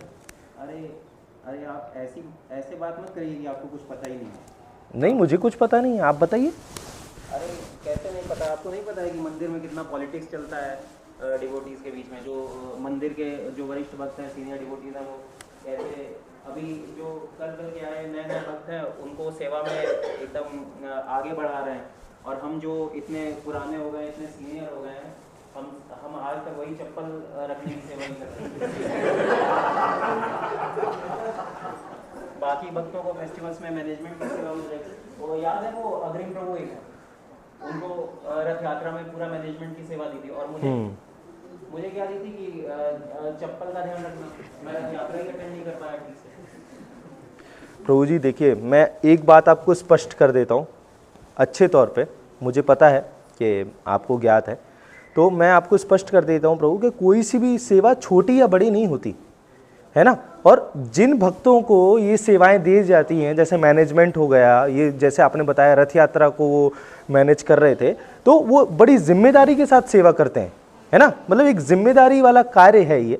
और ऐसा नहीं है कि मैं बर्तन धोऊंगा या चप्पल उठाऊंगा और दूसरा मैनेजमेंट करेगा, तो जो मैनेजमेंट कर रहा है वो अच्छा है, भक्त है, वो अच्छी सेवा कर रहा है, बड़ी सेवा कर रहा है, और हम कुछ भी नहीं कर रहे हैं। आपको याद है उड़ीसा में जगन्नाथ बलदेव सुभद्रा की रथ यात्रा होती है, तो आपको पता है कौन झाड़ू लगाते थे उस समय में? उड़ीसा के राजा प्रताप रुद्र, वो स्वयं झाड़ू लगाते थे। वो राजा हैं, लेकिन वो क्या करते थे? झाड़ू लगाते थे। वो वही आनंद प्राप्त करते थे जो रथ के भीतर बैठा पुजारी भगवान की सेवा करके जो प्राप्त कर रहा था, वही आनंद वो प्राप्त करते थे। तो एक चीज़ मैं आपको क्लियर स्पष्ट कर दूं कि सेवाओं में कोई अंतर नहीं होता। जैसे एक ट्रेन होता है, ट्रेन में अलग अलग विभाग हैं, अलग अलग डिपार्टमेंट्स हैं, है ना। जैसे हर व्यक्ति ट्रेन नहीं चलाता है ना। एक व्यक्ति ट्रेन चलाता है, एक व्यक्ति अलग विभाग संभालता है, हरी झंडी दिखाता है, लाल झंडी दिखाता है ना। और एक कुछ लोग जो होते हैं ट्रेन के अंदर जो यात्री हैं उनकी सुविधा के लिए कार्य करते हैं। सबका लेकिन उद्देश्य और लक्ष्य एक है, सुचारू रूप से ट्रेन को चलाना। तो वो वही कर रहे हैं प्रभु, है ना। इसी तरीके से हम श्रील प्रभुपाद के आंदोलन में आए हैं। हम सबका एक कर्तव्य है इस आंदोलन को लेकर आगे बढ़ाना, ना कि ये कि हम मैनेजमेंट करेंगे। अगर सब मैनेजमेंट करेंगे तो आप बताइए जूते स्टॉल वगैरह कौन, आप प्रभु बहुत इंपॉर्टेंट सेवा कर रहे हैं, आप समझ नहीं रहे। देखिए ठीक है, चलिए मैं मानता हूँ कि गलत है जी। लेकिन आप जो मुझे उदाहरण दे रहे हैं रथ यात्रा का कि महाराज प्रताप रुद्र झाड़ू लगाते थे, हाँ, तो उनके साथ जो दूसरे भक्त थे जो चैतन्य महाप्रभु के पार्षद थे वो बड़े विनम्र थे, ठीक है। वो ऐसा नहीं, उनको कोई मतलब ऐसा कोई अपमान नहीं करता था प्रताप रुद्र का कि यार झाड़ू ही लगाते थे।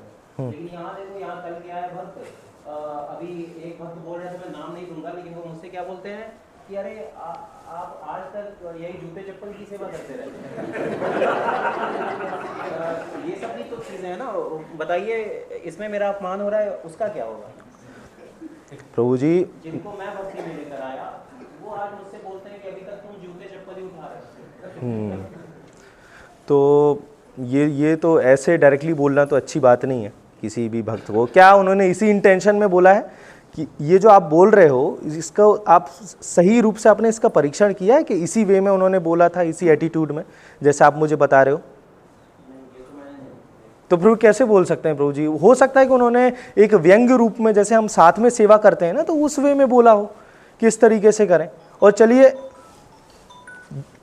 दूसरा कॉल आ गया।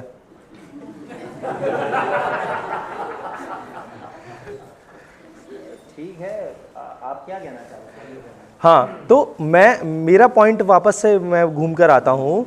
अगर मान के चलिए उन भक्त ने आपको ऐसा भी कहा, मान लो ऐसा भी कहा, उसी इंटेंशन में कहा, उसी एटीट्यूड में कहा, तो क्या आपने ये बात अपने वरिष्ठ भक्तों को या शिक्षा गुरु को बताना सही समझा? क्या आपने उनको सूचित किया? देखिए प्रभु, ये तो आपको पता ही है कि मंदिर निर्माण का कार्य होने वाला है, हाँ, तो सब उसमें व्यस्त हैं। अच्छा, ठीक है?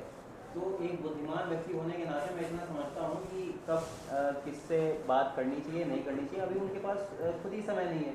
अभी मैं उनके पास जाऊँगा तो उनको भी परेशानी होगी, तो मैं क्यों जाऊँ उनके पास, वो खुद ही व्यस्त हैं। ये बताइए, आपने ऐसा उनसे बोला?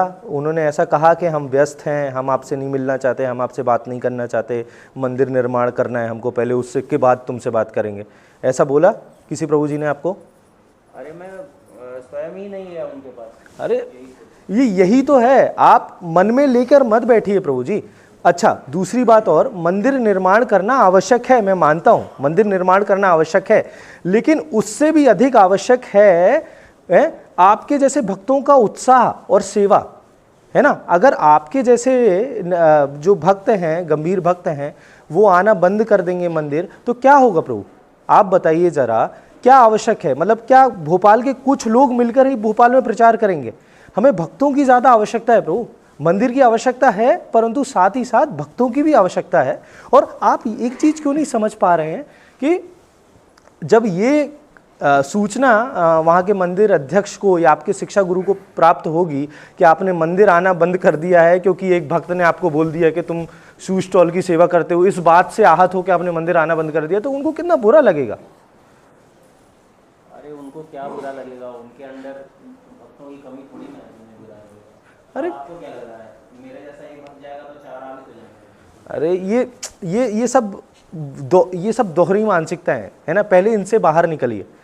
आप सबसे पहले चीज़ों को डिस्कशन करना शुरू कीजिए, डिस्कशन कीजिए उसको। देखिए, आपको अगर अपने लोकल अथॉरिटीज़ पे, लोकल डिवोटीज़ पे और मंदिर प्रमुख अध्यक्ष पे और अपने शिक्षा गुरु पर अगर विश्वास नहीं रहा है, विश्वास के नहीं है, या आपको लगता है कि वो पक्षपात करते हैं, आप बताइए।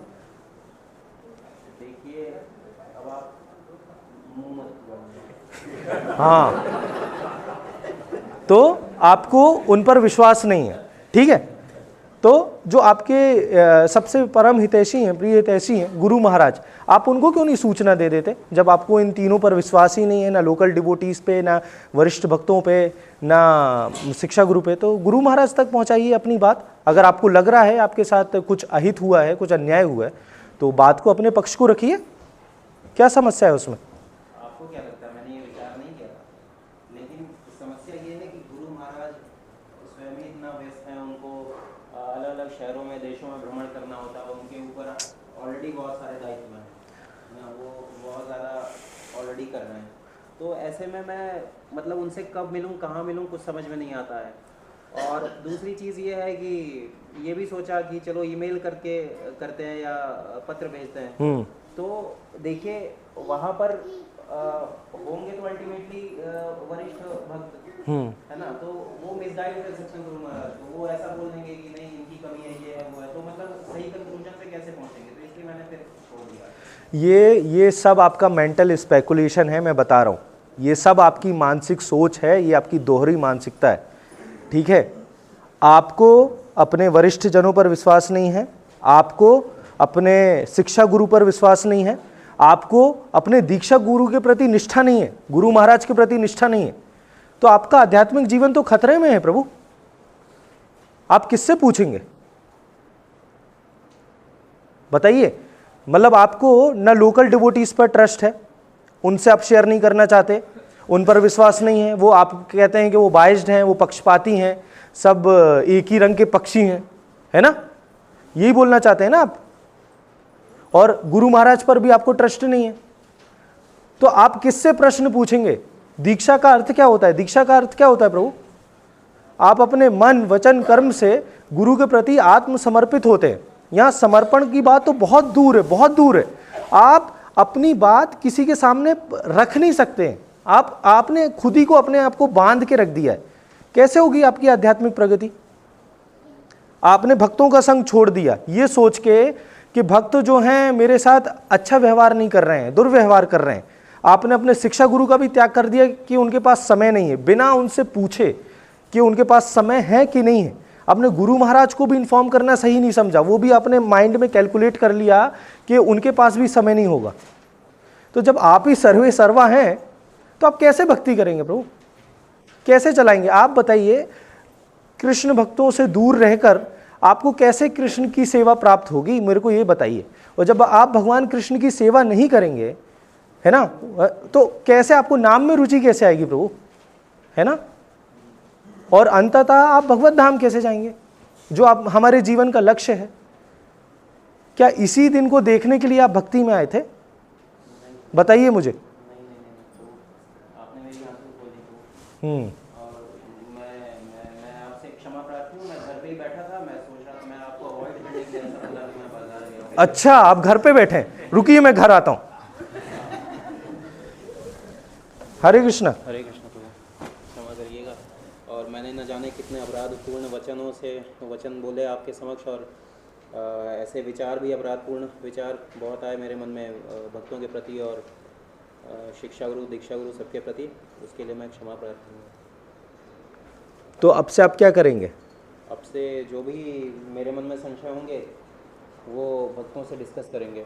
भक्तों से डिस्कस करेंगे। और ये आप सभी का कर्तव्य है। आपके अगर हृदय में एक छोटा सा छोटा संशय है, कुछ भी बात है, तो वो कोई ना कोई एक ऐसा भक्त होना चाहिए जिससे आप अपनी छोटी सी छोटी बात को साझा कर रहे हैं, शेयर कर रहे हैं, है ना।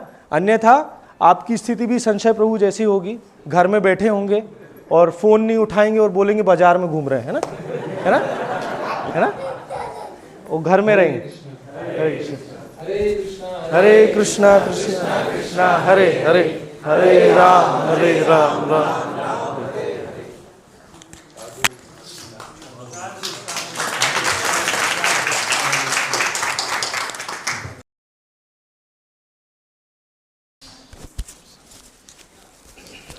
इसको तो आगे कर दें, ये तो आगे कर दें।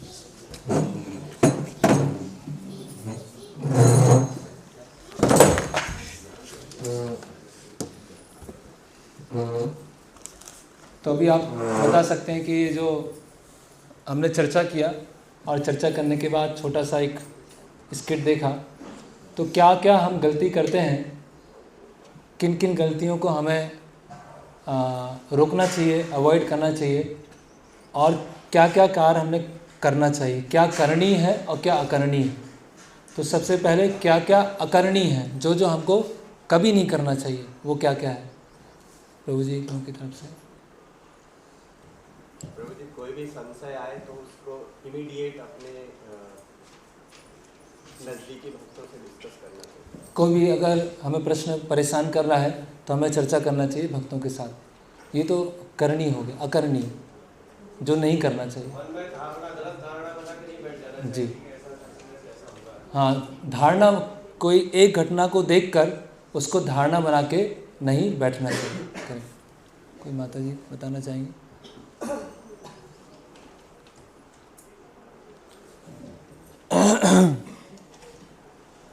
किसी भी बातों को सुन के मतलब ये फैसला नहीं लेना चाहिए कि नहीं अब हमें मंदिर नहीं आना।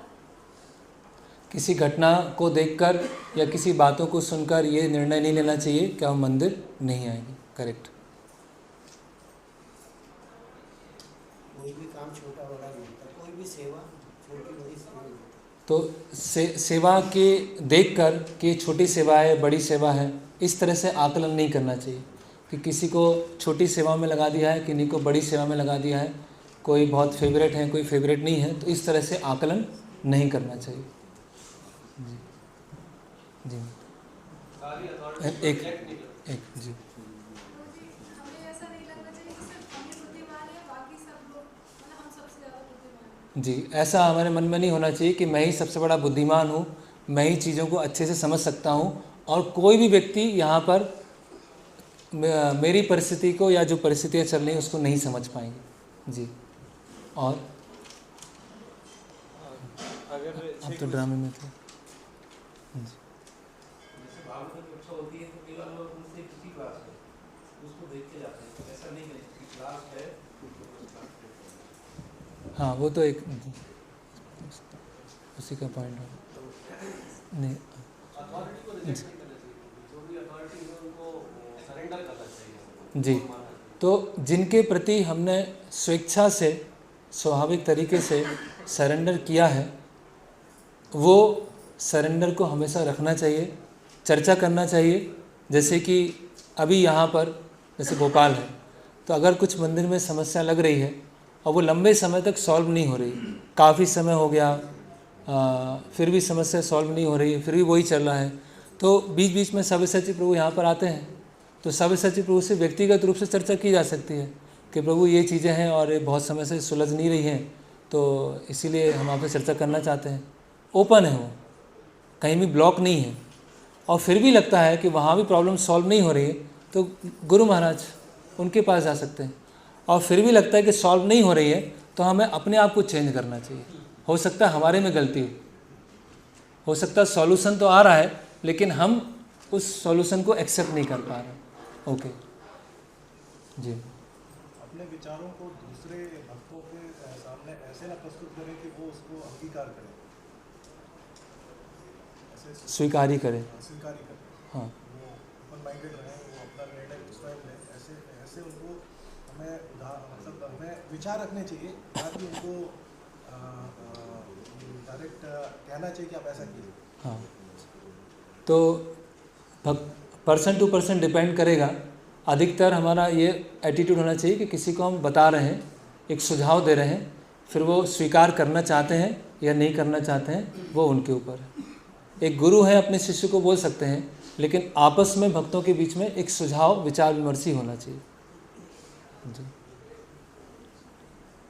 जो वक्त कभी नियुक्त किए गए हैं तो वो जो बताते हैं तो हमको उनको सुनना चाहिए, पर कभी कभी ऐसा होता है कि वो तो अभी नए आए हुए हैं तो उनको हम क्यों सुनेंगे, तो ये भी चीज़ मन में नहीं आनी चाहिए। हाँ, जैसे 6 प्रतिनिधि बनाए गए हैं, 3 प्रभु जी 3 माता जी, तो हो सकता है कि उनमें से कुछ नए हैं, ठीक है, और कुछ भक्त काफ़ी समय से सेवा कर रहे हैं।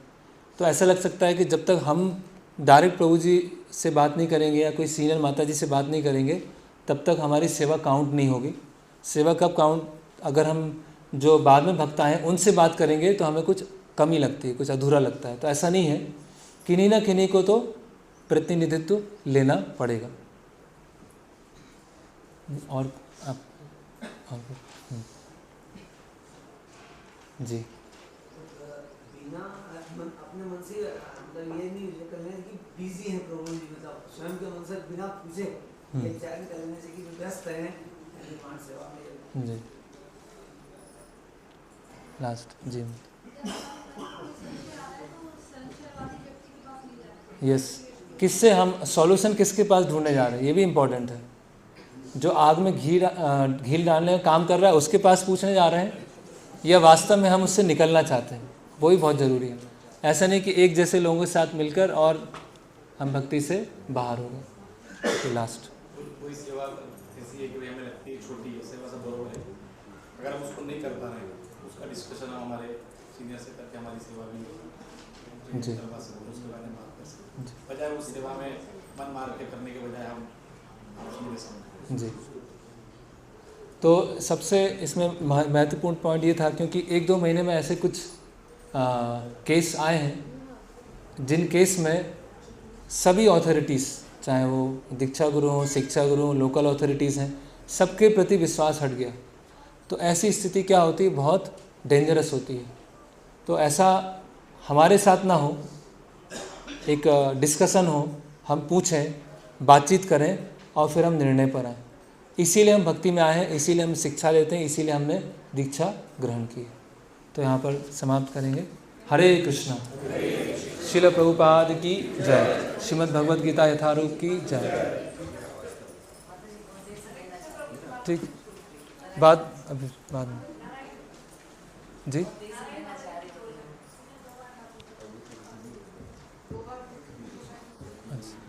जी बताइए।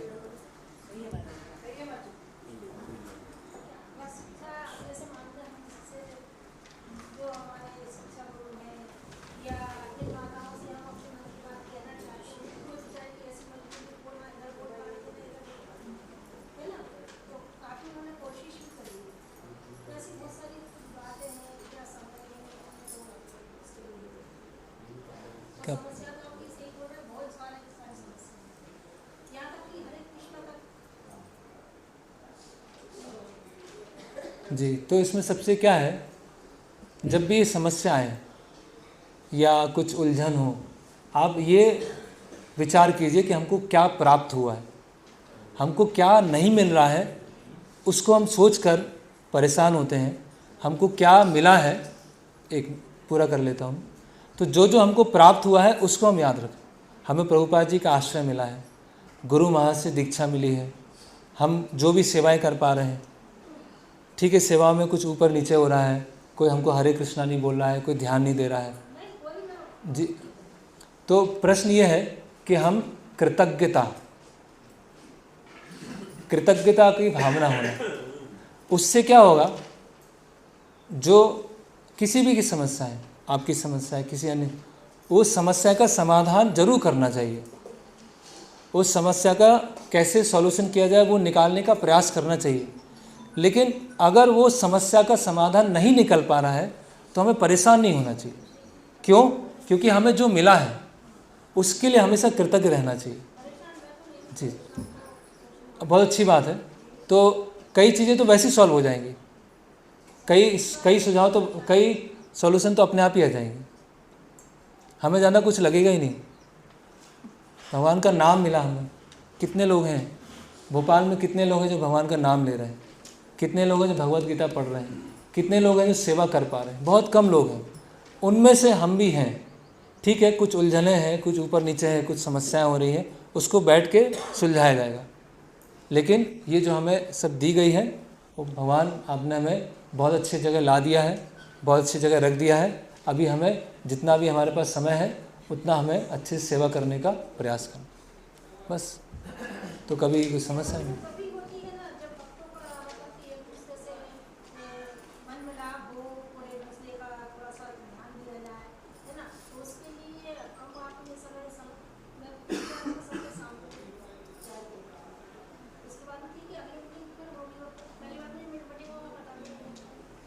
जी, इसमें क्या है,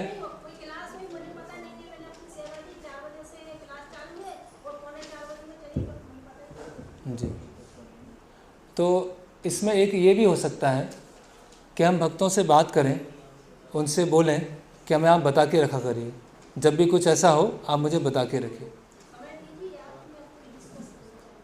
जी हाँ, देखिए, और इसमें एक मंदिर में एक हमें ये कल्चर विकसित करना है कि जो माता जी लोगों की समस्या माता जी ही सॉल्व करें।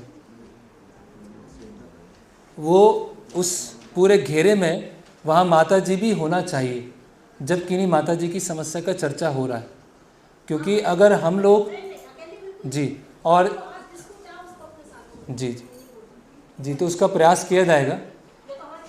हाँ जी, तो उसमें प्रयास किया जाएगा और ये मान के चलिए कि हम आगे से संबंध बनाने का प्रयास करें, हम प्रयास करें।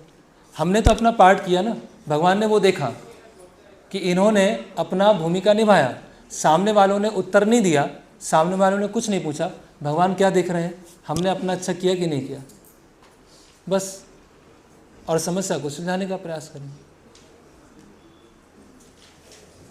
ओके, हरे कृष्ण। श्रील प्रभुपाद की जय।